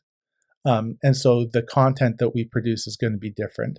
And what they may like about that content or not is different, is going to change. So we're going to be more local, and we're going to focus on writing in a certain style. We might have a certain tone in our writing, but kind of the underlying principles of a reporter, whether they're whether I'm here at the Current or before at the Abbotsford News, or if I had taken a job at whatever the CBC, I'd have the same underlying principles. I'd be though they would be influencing me in the same way, and if anything, going out on your own as a truly independent person, so somebody who is like, yes, on Substack or something, that creates, just like going out on, like, joining the Current, it creates incentives in certain ways, and you have certain things you can do or can't do that are different than you could do if you're part of a large organization. And you don't have to worry about some things, and you have to worry about some things more. You also have incentives um, to you're also really tied to um, the business sustainability of your project, which can have good incentives and it can have bad incentives in terms of, like, just how frequently you do any X thing. If you do any story on, let's just say, the truck convoy, you see and you see how many readers you gain or lose, and so that can have incentives on, not your beliefs or not what you report, maybe even, but just how frequently you go to that topic, and that can change the tone of any publication. And so those are things that are some of the benefits and drawbacks of something. So you can build a niche for yourself, but you can build a very small niche that doesn't end up talking to anybody new, but is very good at talking to the same people. And so I think I'm going around in circles, but I think that there's, like, very it, it it's something that people need to be aware of, is that the people who are doing the job to the best of their abilities at lots of these large organizations are humans and trying to do their very best, just in the same way. They aren't being beholden to some large thing that says they have to say good things about this or that. I know they're pretty much free to write and follow the stories that they think are important, and sometimes I disagree with what and how they pursue a story too. There's all different qualities of reporters. There's exceptional ones and there's okay ones. But I think that lots of people think that there are directives by these large corporations, and there's not that many large corporations anymore, and there's not that many of them, to pursue journalism in a certain way, when a lot of them are not going that way. And then, like, you look at something like the National Post, and I take issues with a lot of things that they might choose to write, but they're choosing to write those, and they're publishing them both because they've hired, and this is a resource thing, people who believe these certain things. So these people these people have these backgrounds that lead them towards these stories that they think are important, and they come to conclusions that are informed by their own backgrounds. And the nefariousness of it isn't, there's not much nefariousness to it. They are choosing to employ people who come to a topic with their own background and their own ideas, and that influences how things get written. And there are editors who will see, in their corporate people who will see certain things do better in terms of drawing an audience than others, and they'll encourage people to further explore these topics that have already maybe interested them. And there's not that much of a nefarious intent there. There's choices in terms of where resources are put, and then those resource choices influence kind of the whole tone and content of an organization. And then if you go on the opposite direction to a one-person shop, well, you don't have the diversity of different people, and that one person is making all those choices for themselves, and in the same way that their background comes and informs that. So I think those are things to just, I think, keep in mind, and why I'm like very hesitant to like ever put it's a spectrum just like everything else is, I think. Yeah, I think of audience capture even for myself, and there are certain guests who I can predict are going to pull people in a certain way. I can talk about how the conversation is, or what we talked about, that's going to make people really interested. But then there's people I feel like I have a responsibility to talk to, like Lee Harding is a biologist, and he's focused on wolf culling, and his research is referenced a lot when it comes to how do we go about taking care of these wolves and reducing the populations in a proper, sustainable way. And I knew that that wasn't going to pull a lot of people in. I knew that he's never looked for social media likes. He doesn't have any social media, but I felt like I wanted to understand the topic better, and who better than the person who wrote a lot of the research articles referenced by governments, news articles. It was just something that I felt I had an obligation to do. But if you fall in love with the likes, the comments, the views, if you go too far down that path, you kind of get what's called audience capture, where you are speaking to people, and if you have a different viewpoint, you can start to lose them, which is why I've tried my best now to stop looking at the views, the likes, and make sure that I'm putting out content that I'm just proud of, that I believe in, that I think are going to help inform people.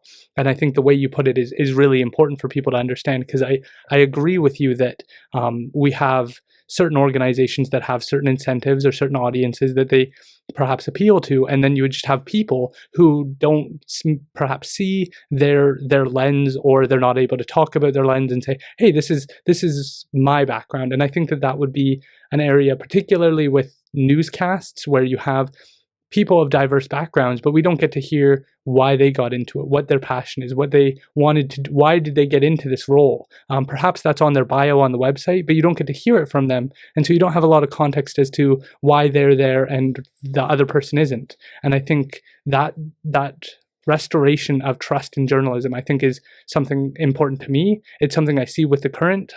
When you guys start all of your newsletters, you have just a witty kind of blurb at the very beginning that I think lightens the mood. It kind of places you in that, it gives you more of a personalized, oh, this is a human being on the other side of this article. This isn't some industry trying to manipulate me into thinking X, which is, I think, where a lot of people are starting to go. They're starting to move into that direction. And it worries me, because I don't want us to repeat what the US has done when they have CNN and Fox News, and people consume one or the other, and they never speak to each other, and then they get more extreme and extreme and extreme, and then they're even more mad at each other, and you can't even have a civil dialogue. I worry when I see perhaps the Globe and Mail on one side and the National Post on the other, and then people starting to, oh, I don't read that, that's fake news, or these comments, and then we start to have a more divided populace. And I'm just interested in your thoughts on that. Yeah, like it's really interesting just thinking about, to make sure this is in the right place. Like you mentioned the intro, and that's one thing I've been thinking about, is that one of the reasons we don't get that much hate mail is that probably people just realize that we're humans, and that's something that doesn't mean that, like, and going back to like what separates us from another place, that could just be like one of our like fortunate things that we stumbled across, is that and maybe it's something that other places might want to consider, is that to humanize the people making a product has itself a benefit both to the people, because there's people in my profession who are dealing with horrible abuse that they don't deserve, but and those people create are what makes those companies work. And so there's a world in which you wonder if there's maybe something those companies can do, if those organizations can do, to better humanize their staff, and better remind people that this is a product made by humans, is going to be flawed in the same way that all things are made by humans, but is also like uses that human experience, just in the way that your podcast uses your human experience. And there is one reason why I think podcasts have worked, is that you hear the person's voice, and when hearing that person's voice especially in a casual manner, you're less likely to get super mad at them, maybe, and you're more likely to relate to them and empathize with them. And so, yeah, that's something I've been thinking a lot just in the last couple of weeks, um, and it's something that is, I think, our profession can do a better job of. Some reporters can do a better job of too in how they convey themselves. I can probably sometimes do that too on social media, and like you just want to remind people that you are a human when you're writing about X and Y and Z. And sometimes everybody consumes things in a different way, so it's understandable that some people come across your work maybe incidental to all that, and they'll never get that experience. And then, but there's all these ways in which you can actually format things. When you talk about like kind of the guests you bring on, I'm interested to hear like how that's kind of how you felt your knowledge base expanding over time, and what that's given you, um, and how that contributes to kind of how your podcast is growing, and then how you kind of consider the world in general. That is a very complex question. One of my goals is to bring about different guests from a variety of backgrounds, and that was something that was important to me from the beginning. And I could see during probably the first year people really wanting to typecast the podcast. I'd have a couple of lawyers on, and they'd say, "Oh, you're a lawyer podcast." I'd have a few people on who were business owners, and they'd, "Oh, you're a business podcast. Oh, you had a few Indigenous people. You must be an Indigenous podcast." And so the challenge was making sure that I don't define myself, and that I look at this as a learning experience for me. Because the goal from the beginning was to say, before I started this, I told my partner, Rebecca, like, I feel like I don't have a lot of role models. There's a few people that I've been able to glean knowledge from, but we wouldn't have dinners. We wouldn't connect regularly where I could learn, oh, how did you go about doing this? And how did you think about that? And so knowing that there's brilliant people like Brian Minter, but how long do you get with him if you're in the store? Maybe 5 minutes, 10 minutes, then he's got to go do something else. And so there's people that I felt like I would have done better to learn from, because I think I made a lot of mistakes during my high school life of thinking of how people should be, or how I should be, or how I should hold others accountable, or how I should approach things. But I didn't have someone able to say, okay, this is how you learn from other people. This is how to listen. This is how to, these are the people you should perhaps look up to. Not having that made me feel perhaps disconnected from the leaders in our community, and having a humility of, I don't know everything and there's lots to learn.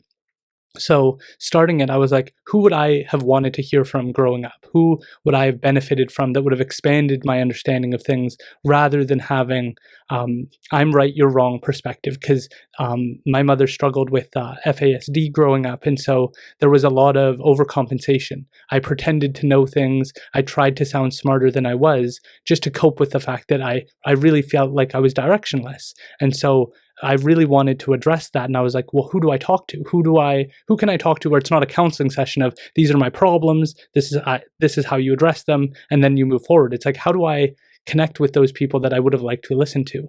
And then realizing that there's so many brilliant people out there that only get like a sentence in a news article often, like John Haidt, who was one of my professors, who got mad at me for sleeping in his class, and he was like, hey, like, you're better than this. And those comments really pushed me to want to figure out, well, how good could I be if I were to amount to that? And so I took an interest in saying, okay, let's sit down with people, long form. There's some people that I admire that I know not everybody admires, like Joe Rogan, where I said that 3-hour format, there's something to that long term that I can benefit from, that I can utilize their time, hopefully properly, and learn from other people. And so I started that out, invited people on that I knew personally, that I said, you have some nuggets of knowledge that I think you can share, and then I can start to learn about this medium. And then through that, it's just been a development of saying, what don't I know about? So upcoming, I'm going to have our provincial beekeeper, a person who shares information on how bees work. We went to Chilliwack Honey, and we learned a lot about how bees function and how important. And I remember seeing the bee movie and really being awakened to the fact that we have a very delicate ecosystem, and saying, this is a person that's not going to get 3 hours on a newscast, so maybe I can sit down with them and learn something. And then trying to find other people in niche areas that don't get the same light, like Geetanjali, who's an expert in global development, and saying, well, there's a lot going on around the world that we don't know about. And she had really positive things to say about the development and Canada's policies in foreign affairs regarding women, and making sure that both women and boys are supported in getting an education, growing up without stereotypes and judgment, and all of these different things, and trying to convince her to consider doing something of her own, where she shares those positive foreign stories of, she talked about the detriments of just focusing too much on women. And I guess there was this woman who was working really hard to develop her farm, and she was using ancient knowledge instead of the modern kind of techniques. And then when the newscaster really focused on her and excluded everyone else, her husband took a tractor and destroyed the whole farm area because he felt left out. And so understanding that we can play a role, and we can understand what's taking place around the world in a meaningful way, I've tried to come at every guest as a student and have a mindset of, how is the conversation going to be structured? And so for someone like Scott Sheffield, we went through, I was like, okay, this is a professor, he's really knowledgeable, so let's go from World War I to World War II to Indigenous people to BC. And I'll do that all first, then we'll talk about his family life and stuff like that. The same logic kind of applied with this. I know that for a lot of listeners, the floods are going to be at the forefront of their mind. And so that's going to be a good introduction for them on what's important today, but also understanding who you are. What's your background? How did you get here? What are you trying to do with the Fraser Valley Current? And how does that matter to other people? And so over the course of developing these interviews, I've tried to understand what the layout's going to be, and often the guest maybe doesn't see that. Maybe listeners don't see that either. That I have a mindset when I'm going into the conversation of how it's going to be structured, so that there's a logic to it, at least for myself, so I can steer us back. Because in those beginning days, it was kind of like, I don't know what my next question is going to be. It's going to be based on whatever pops into my head next. Mm-hmm. And so I've worked hard on trying to understand how I best learn and how to fully utilize this medium. Because for Indigenous people, we talk about how we're from an oral culture. Then I think podcasts are the way. I think that we need to lean into this medium. I think we need to take advantage of the long form nature. And having someone like Sunny McKelsey on really demonstrated to me, this person needs like 10 more episodes, because he was shortening everything for me. And I was like, that's so wild, because so many people go 3 hours. That's probably a little bit too long. And realizing that some people have developed a really deep understanding of things, and we should admire that and take that extra time. And that's an area I noticed that I've really gotten interested in, is hearing from Indigenous leaders like Sunny McKelsey, Eddie Gardner, Carrie Lynn Victor, because their thoughts are really profound. And I feel like growing up, I was taught to take an interest in Indigenous culture, but it was in a finger waggy, you should know it because you have to, not because you would want to. And then when you hear from someone like Sunny McKelsey, you go, wow, like anytime I tell someone now that Mount Chiam is for where wild strawberries grow, they go, that's so cool. And that wild strawberry patch is still up there. There's something heartwarming, I guess, about that for people. And so I enjoy learning about those things and trying to share my interest with other people. And that's really how I've tried to develop this, is what conversations are going to interest me. And if it interests me, hopefully it'll interest other people. And so it's been a challenge when people just say, you should have this person on, which I get all the time. Oh, you should have my cousin Tim on. He'd be great. I have to have a vision for where I take the conversation. And some people see their family member or someone they know in a certain way. But if I can't, if that person just says, you should have that person on, and they're not willing to elaborate and say, this is why, this is what I see in them, this is what I admire about them, it's tough for me to have those people on, because I need to see a 3-hour conversation and perhaps not a 30-minute conversation. There's people I find interesting that I could probably do 30 minutes with, but I can't see that full 3 hours with. And so I hope that sort of answers your question. Yeah, like and I'm really curious as to, so when I grew up, I didn't grow up, and my family will say I still talking that much about things. I've always been a written word type of person, and then for a variety of reasons, it's always like ordering my thoughts, uh, using words like orally has always been a challenge, or at least it's been something that a skill I haven't developed. And I've developed it more in the last year, in part because of things like the flood, and I was on some radio programs, and then in part because starting a new news organization, you have to talk to Rotary clubs and that type of thing, and some of those things are just frightening as all.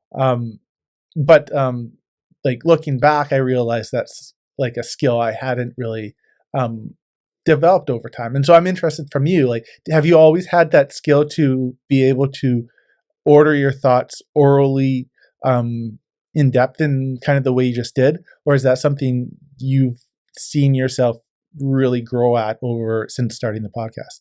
I think I've always been, to a certain extent, articulate in terms of my ability to communicate. I think it really started to develop like in high school, but it was dishonest. It was saying facts I didn't really understand. It was trying to hold positions I didn't really understand, and almost grandstanding in a dishonest way.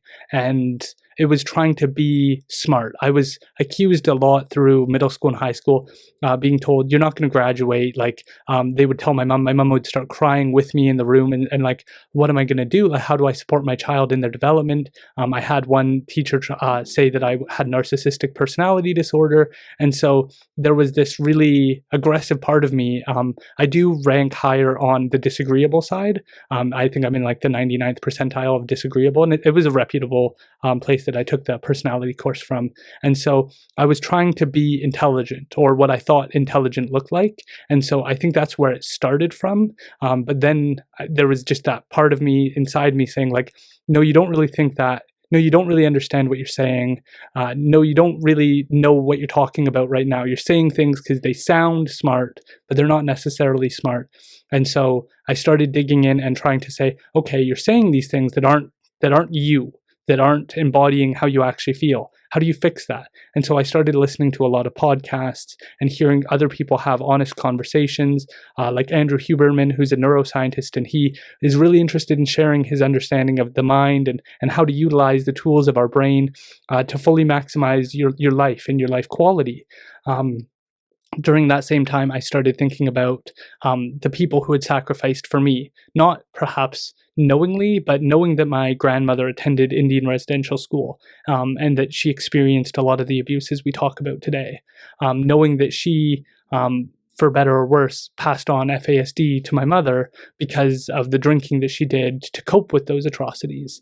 And knowing that my mother was adopted as a consequence of the 60 scoop, into a Caucasian family, and those people put a lot of work into supporting my mother, and then and with her, the challenges she faced, and then chose to support me as well. That there had been a lot of background of investing in me, and seeing throughout my education at UFE that Indigenous people as a whole aren't represented in the best way. We're facing a lot of challenges, and that I'm not one of those people. And I got frustrated throughout that education of the description of Indigenous people as disadvantaged, as, oh, we're not doing well, we're failing. And I really resented that, because I felt like there are great leaders in Indigenous communities, we're just not hearing from them. And so, yeah, we may have our struggles, but my approach was always like, watch us bounce back. Like, don't underestimate us. Just because you can point to our crime rates, our education rates, we're going to turn this around. It's going to take some time.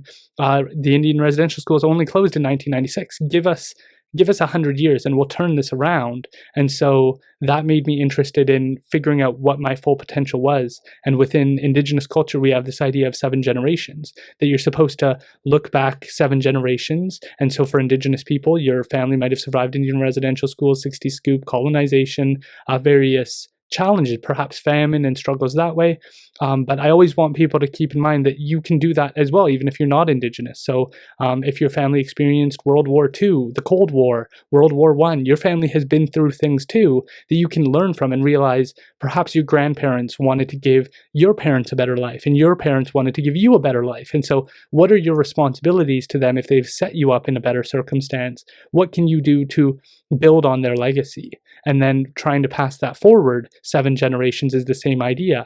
And so what can you do for your children, your grandchildren, your great-grandchildren to structure the world in a better way. Climate change is often how people think about that, is we're not going to pass on a healthy world for our planet. But if you think of, there's other examples of that in our political system, in regards to bees, there's lots of different areas where we can make positive progress to hand off our world in a better way. And so I guess that's one of the goals, and perhaps how I've developed this ability to communicate long form is through listening to people long form and being patient while they develop thoughts. Like Lex Friedman is one of my favorites right now, and he made a really good point about people stop when they're speaking or when they're thinking. If you ask a really good question, it might take a few seconds, and the instinct as podcasters is to cut those pieces out.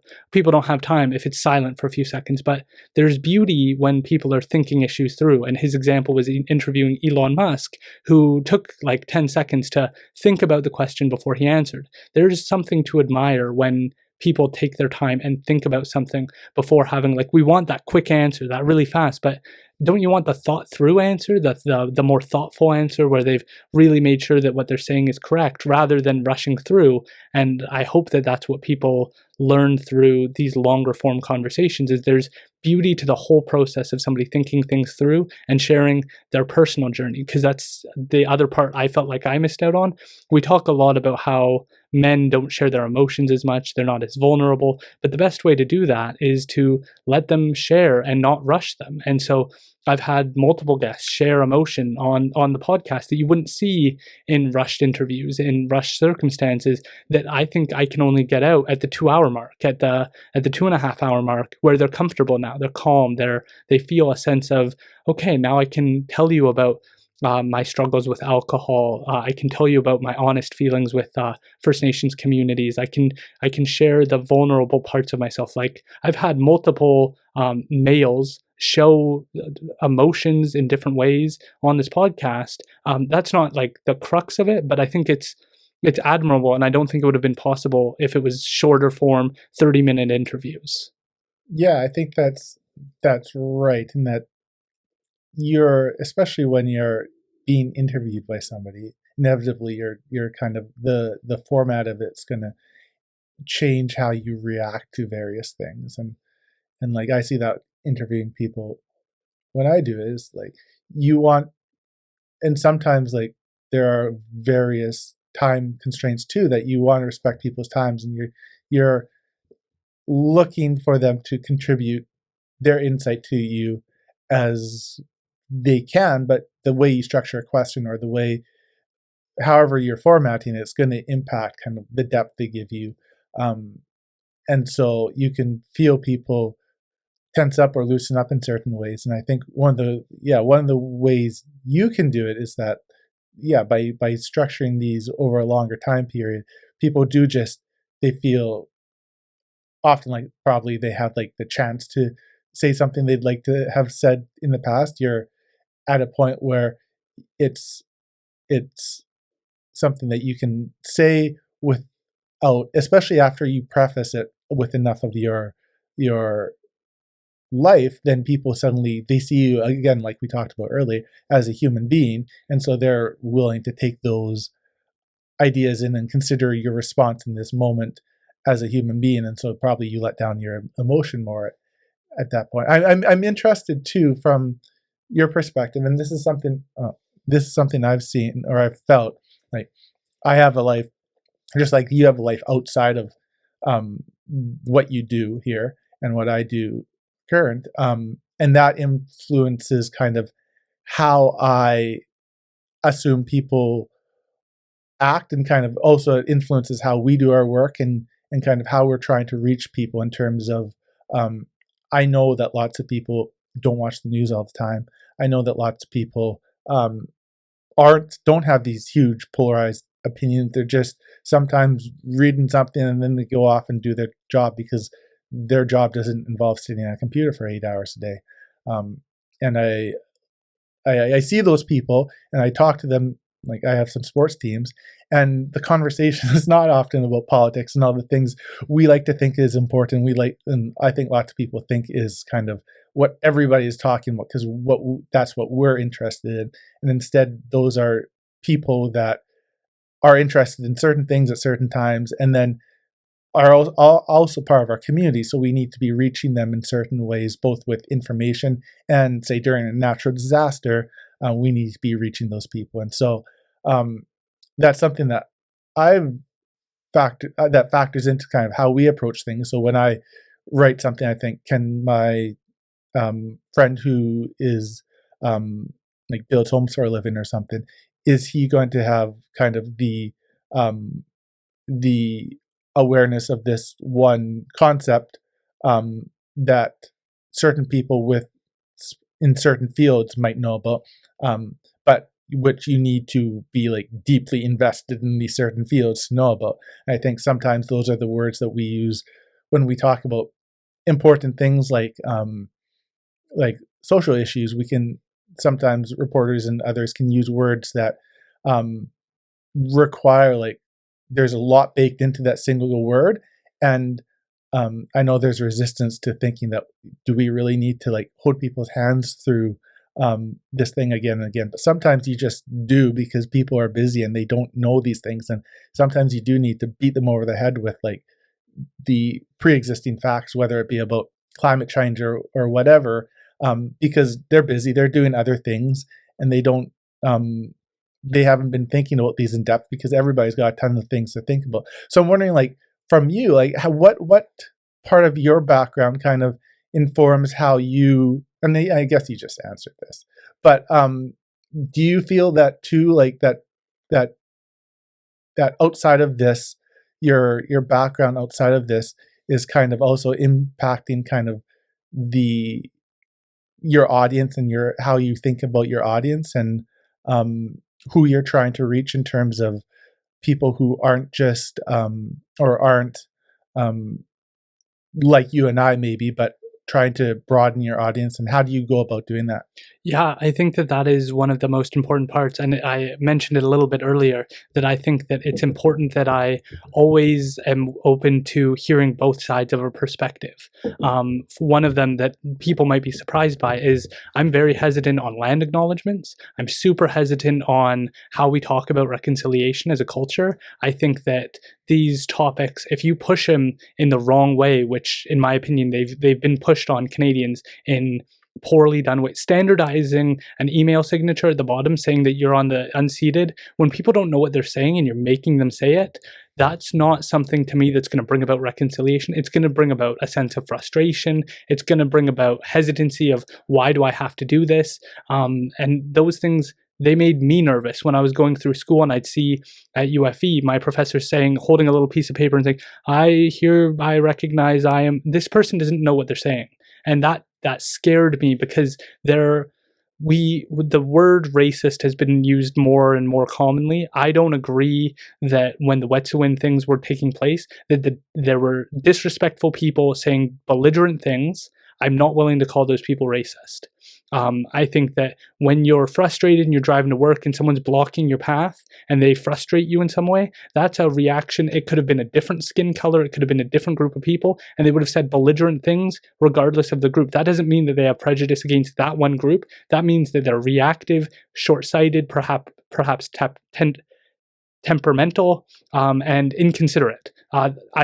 I'm protective of that word, but I do think that when you start telling people you need to think this way, I'm against the idea, and this is perhaps controversial to some, of the idea of white privilege. Of course, people have privileges. They have better circumstances. I was able to have my full education supported by my Indigenous community. My partner, who's part Ukrainian, she has to take student loans out and work part-time in order to pay for that. I have certain privileges. She has certain privileges. We all have different starting points. The beauty and what I hope people get out of this podcast is that no matter somebody's circumstance, they have overcome adversity to get to where they are. When I reached out to Scott Sheffield, he was like, well, I haven't really experienced any adversity, so I'm probably not a good fit. And I was like, you can't, like, I don't believe you. And then on the podcast, he talked about how difficult it was for him to go take a job when his family was on the island and go work in the interior, and how his son started to feel like his dad didn't love him anymore because he never got to see him. That's adversity. That's super, like in that moment, you know, he wants to quit his job and say, I don't need the money that bad. I need to be with my child. And so people have these moments that develop them. And I get scared when we focus on one group's problems too much, because it makes other people's feel like my problems don't matter. And my partner struggled with this. She said, I don't feel like people, like we've been at dinners with people and they want to hear about me, and they want to hear about Indian residential schools, and that's really good. I don't want to discourage that. But you make other people feel like what they've faced and their challenges don't matter, because you're putting some up on a pedestal and others are, well, that's life, and you've got all these other privileges. And so it's been important to me to highlight everybody's adversity, and that's been sort of the cornerstone of it, is because some people say they believe in the idea of white privilege, then they come on and they talk about how they overcame adversity and how they grew as a consequence and how they hope others learn from what they went through. And so I struggle with that movement, and I see rumblings of real genuine racism start to arise when we don't let other people share their stories, when we value some too much, and like genuine real people who want the worst for certain communities. And that scares me, because I want, and I think this is not an unreasonable ask, is I want everybody to reach their full potential. I believe that if you have people in Indigenous communities who aren't able to reach their full potential just because their family doesn't have any money, because they don't own their homes, the band owns their homes, we miss out on the businesses they'd start, the art they'd create, the food they could make us, the knowledge they can share with us. We miss out on all of those things, and then we don't do as well. You think of when you want to try a new food. Well, why can't you try Bannock? Well, why can't you try different cultures' foods? And isn't that the idea of what Canada was founded on, is that we're multicultural, that we bring the best of all of us, bring the best of everybody, not just these people now and these people later, everybody. And so that is how I've tried to approach it. And I know that some may disagree with my mindset on that, but it's always with the intent of highlighting people that might not be on your radar, people that weren't on my radar, and trying to make sure that it's inclusive of everybody, and the different occupations and the different work, and showing that you can go excel in your life no matter your background, and no matter if you're disadvantaged, you can use that as fuel. And like, I don't know if you've heard of David Goggins, but he's a person who is extremely overweight, abused by his stepfather ruthlessly in every way imaginable. And he talked about this idea of now he's like an ultra marathon runner, and he ran like 6 ultra marathons in like 6 weeks or something crazy like that. And he talked about how when he gets to heaven, or whenever his life ends, hypothetically, if that person's there and saying, you were supposed to go do this, you were supposed to go, oh, I didn't expect you to go run that ultra marathon. Oh, I didn't expect you to go and make that difference. Oh, I didn't. That's what I try and bring to this is I have a lot going on with law school, other jobs, other things pulling my attention, but I want to, whatever that end date is, I want the person to go, you weren't supposed to record 1,000 interviews. We didn't expect you to do that. I want to live my life to the fullest. And these interviews are always fuel for me. They carry me through the week. They make me proud when I listen back on them and go, wow, I'm really proud that I asked that question. Or I think, like, I'm glad this person shared that, and that was maybe not the easiest. I'm always looking back on them and trying to think, how could I have done this better? How could I have made this more accessible for people? And with the belief that this is my civic responsibility, if I can, I should, because there's so many within my Indigenous community who can't, or who don't have the resources, or who don't have my connections, or don't have my educational attributes that make people go, maybe this is a waste of my time, but he's going to law school, so maybe it's worth my time to go check it out. Maybe it's not going to be as good as I thought it was going to be. That's why developing the questions is important to me, is because I'm asking for 3 hours of time. And so if I'm not prepared, they're going to say no. And I would too. 3 hours is a long time. And so I do my best to be strategic in how I approach this. But this is, if I could do this full time, this would be my preference, because I get so much out of it as the host. And as long as I keep feeling that way, I'm going to keep filling my weekends with this. That's great. Yeah, and when you talk, it's really interesting to kind of like hear your perspective too, because like I think of most people, like most things existing on like a spectrum, and like there's going to be, everybody starts, as you said, from different place, and see some people start from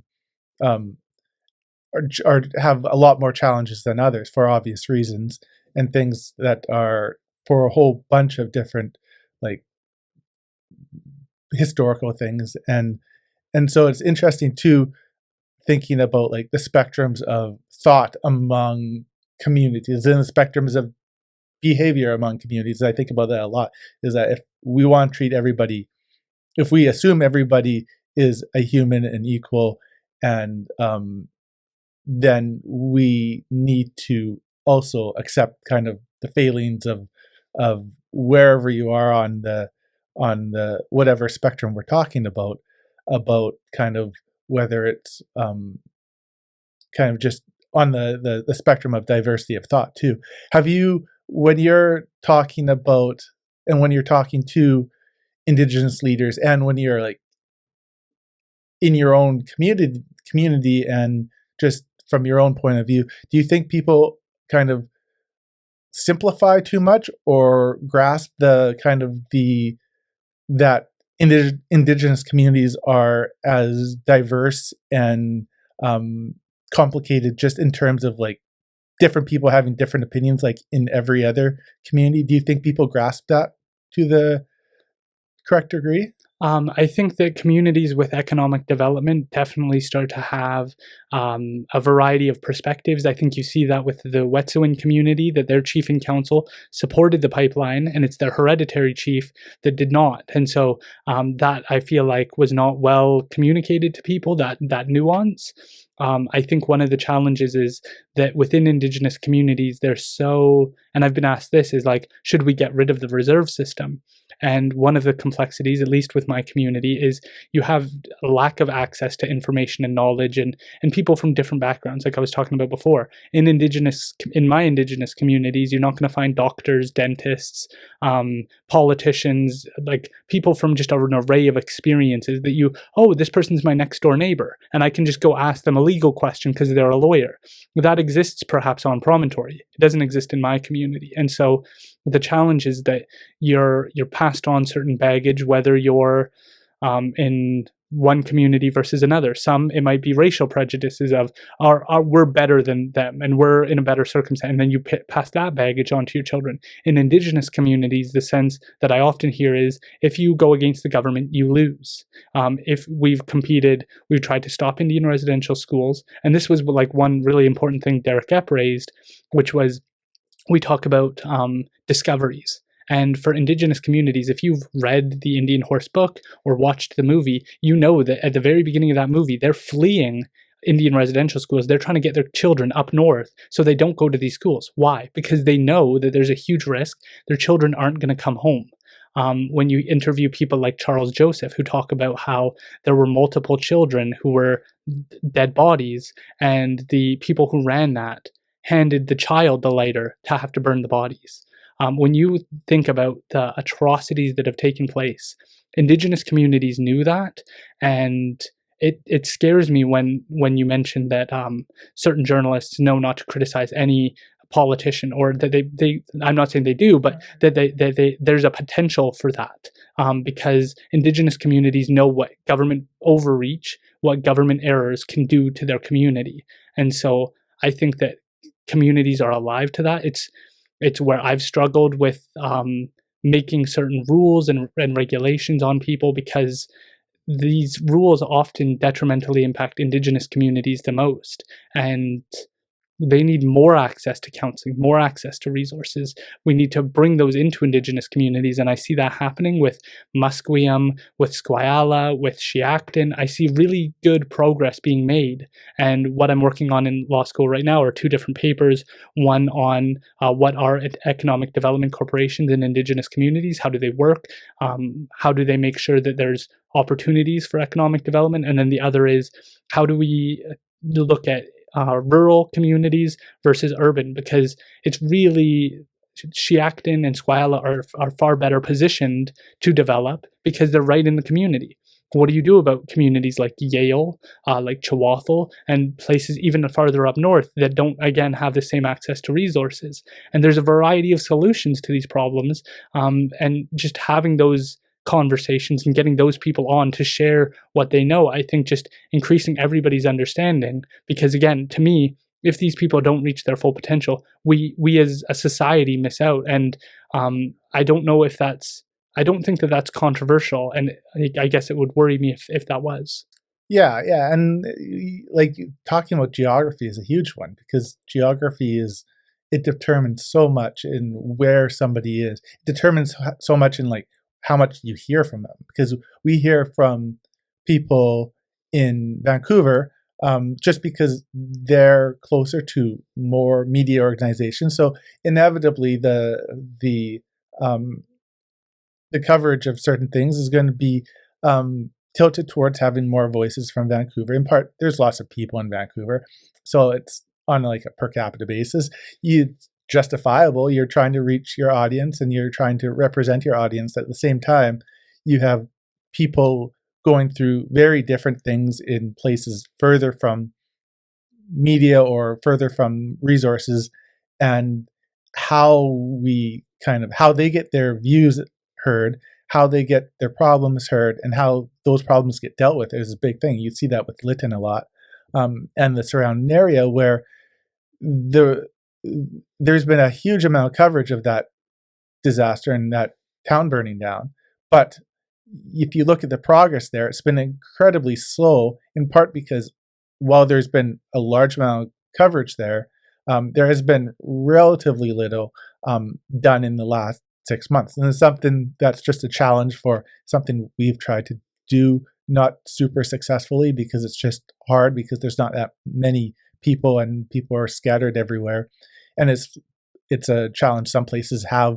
There has been coverage, it's made a difference, but because it's so far away and because you don't have people driving through it every day because of landslides and fires and stuff, it's they are in a world in which it is harder for them to get the ball rolling on certain things, I think, or to get exposure that certain things are happening or aren't happening, that a place in middle of Chilliwack would be. And so the less extreme would be, yes, talking like, I imagine like a community that's right in the middle of Chilliwack.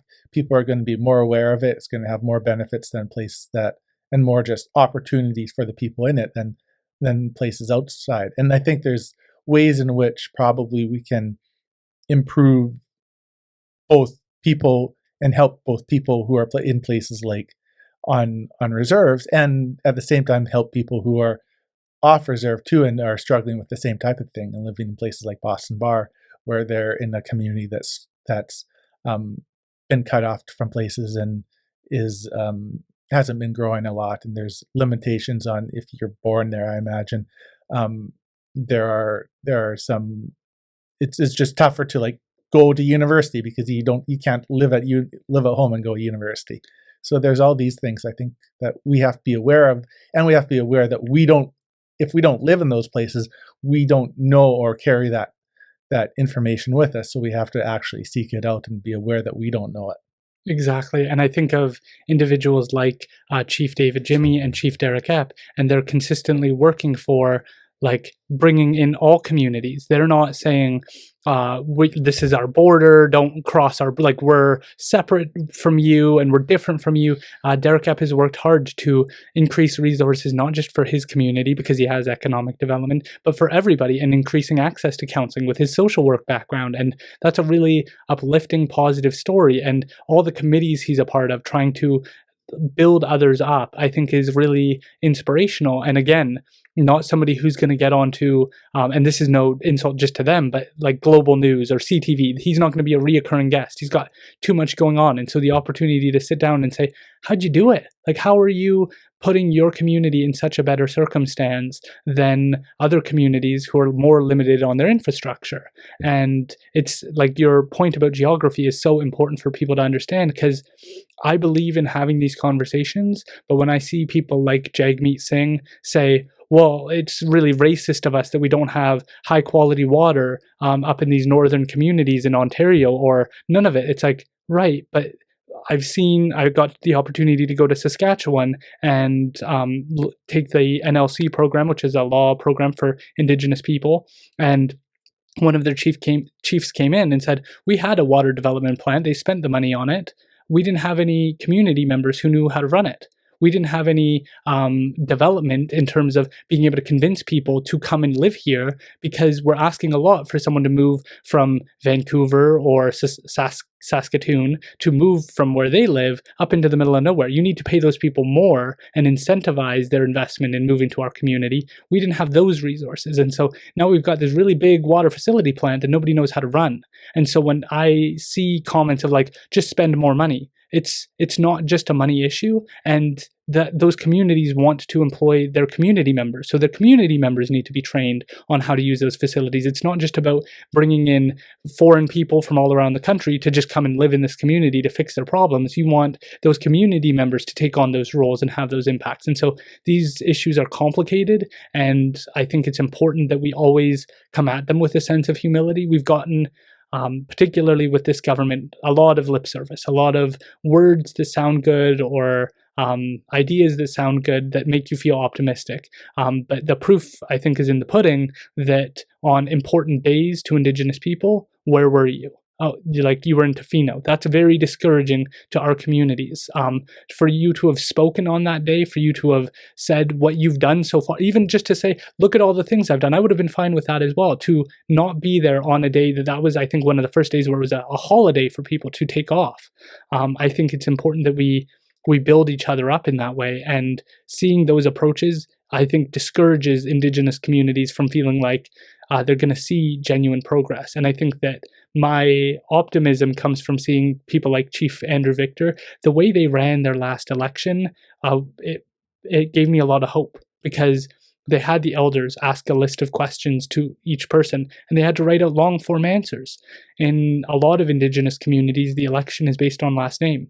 Oh, you're this last name, well, you get the vote. And that's not going to bring about progress. When you think of how many politicians conduct their elections through debates and stuff, we don't have that yet. Hopefully we could do a better job of it than perhaps some of the debates you see, but when we don't have that, we don't get the best ideas that get to lead the community. But that is what's taking place with communities like Squayala and Chiacton. They have amazing leadership, and genuine people have been at that table for years saying this is time to pass on the torch to the young leaders who have a vision and want to run with it. And that gives me a lot of hope, because I think you could see Indigenous communities outpace other communities, because there's a little bit less red tape. There's a little bit more opportunity to do things differently. And that gives me a lot of hope in terms of where we're heading. Mm-hmm. Yeah, I think there's the systems that you spoke of, like, and I think we've heard the term systemic racism, but like just the systems, just in general, systems are like super complicated, and that's what makes them systems. And I get, and looking at like going back to the flood thing, flood protection stuff and flood mitigation is a big system, and you get the sense sometimes that so is policing. Policing is a big system. It's like a multitude of police organizations, and they're all tasked with different things. And we can, I think, lots of times try to improve elements of those systems, but if we conclude, but sometimes I think there's good reason to think that these systems were set up 60 years ago or 90 years ago, and are are we putting enough effort into considering whether the system itself is just needs to be torn up and redrawn, in terms of not necessarily big like defunding certain things or reallocating, but just changing how things are funded, where the money is coming, who gets what, and being able to do that in a better way. We see that with, again, flooding, where municipalities have been tasked for 20 years with paying for flood protections, and now finally the government has said, okay, no, that's not working. We need to come up with a new system, essentially, for how that's working, or new allocation. And that it shows progress, but it's like one system among many, and you just don't see those changes in systems very often, and for good reason, because it's incredibly hard to do, partly because I think politicians are just, it's a lot of work and politicians work on like a 4-year time cycle. And then partly, I think, just because of lack of imagination sometimes, that thinking about which systems should be overhauled and who's going to do that. And who's going to do that's a huge thing, because there's only so many people out there and everybody's super busy as it is. And everybody is only so has only so much capacity, and there's only so many people with that capacity, and there's only so many people who can do what you're doing, or be a reporter, or run a water system, or farm food. Or there's only so many people out there, so it's all tough. Yeah, absolutely. I'd really like to. I know you have a heart out. Let's just make sure. Can you tell us about the journalists you work with? Can you tell us about how you came about bringing on Grace and Jyoti, if I'm Yeah. saying her name perfect? Yeah. So Grace was the editor at the Agassiz Harrison Observer for a few years. I don't have the exact number, but when I was in Abbotsford, her work always stuck out to me as like somebody who, and she was part of the same chain, and we'd see work from various people, and there was lots of people doing lots of great work. The Grace was pretty consistently very high quality. She is clearly trying new things with things like maps, and she is also finding interesting stories and telling them in interesting ways. So when I started Current and knew that we had the budget to bring another person on, there were maybe 2 or 3 people who were kind of at the top of my list. And that's not a slight to anybody who wasn't, because there's lots of reporters out there. But in terms of kind of where we were and who was somebody who I thought that would complement my skill set well and add new things to what I couldn't do. She was somebody who was there and I thought would do very well. And then she's surpassed all those and is more organized than me and does a whole bunch of stuff that people don't see, and does a lot of editing, and it wouldn't be what we were without her. And then we brought Jyoti on in November, and then that was an interesting time because, again, her first day was on the day that Highway 1 closed down between Chilliwack and Abbotsford, and everything went to hell. So she just basically came in and instantly started helping us like manage the flood, the all the stuff we were having to do or needed to do in terms of trying to inform people and keep up to date on what was happening, just stay cognizant and participate and get out our daily product that we get out every weekday morning. And so she was super helpful that way. And then since then, we've been working, and she's done some great stories for us. And she used to work at the Langley Advanced Times, and so I knew her work through that way. And yeah, and she came on, and it's been a great help. She helps, and just like Grace helped fill in some gaps in my skill set, Jyothi's helped in fill in some gaps that Grace and I don't have, and together, this is kind of like how a news organization grows and succeeds, is that you have enough people with enough knowledge who are able to do enough different things to hopefully provide that. And this one thing I think about a lot, it's like the mix of stuff that we do, because we don't want all our stuff to be about Chilliwack or Abbotsford, or we don't want all this our stuff to be about floods or farming or business, or we want to ideally have something, again, because the newsletter is kind of our main product, in there every day, hopefully, that somebody finds value, that a reader can find value in. And if they don't find value one day, we really want them to be able to find value the next morning. And that's kind of how this thing's going to succeed, is if we build that that relationship with our readers where they're getting that value and learning and kind of seeing that this is something that they want in their email inbox. And if they don't, they can always unsubscribe, just like you can unsubscribe to various newspapers. But that's kind of how it works. So you need that mix of stories, and you need that mix of personalities. And it's like any news organization where you ideally don't have everybody who's just like the same person. You have different people from different backgrounds and different knowledge bases that can all kind of like provide their unique ingredient to the product. Can you highlight what Grace wrote? You mentioned an internment camp, and then perhaps some work from Jyothi that you saw that you have really admired or thought was great. Just because you mentioned at the beginning that you really thought that was one of your best pieces so far, and that it didn't get the coverage. So let's try and give it a little bit of a shot.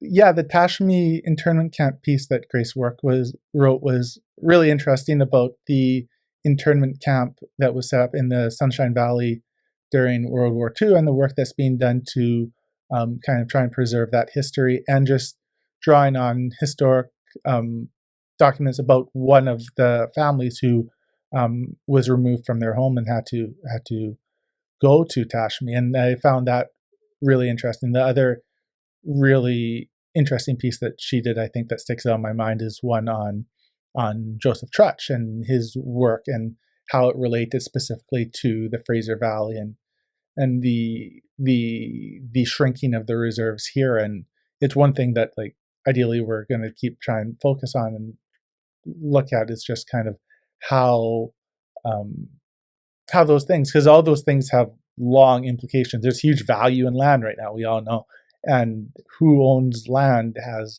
huge effects on how our communities grew to where we are today, and how they're going to continue to grow, and who develop those communities, and who has power and who doesn't, and just how things are changing. And so those are really interesting. And then Jyothi's done a couple great pieces. She's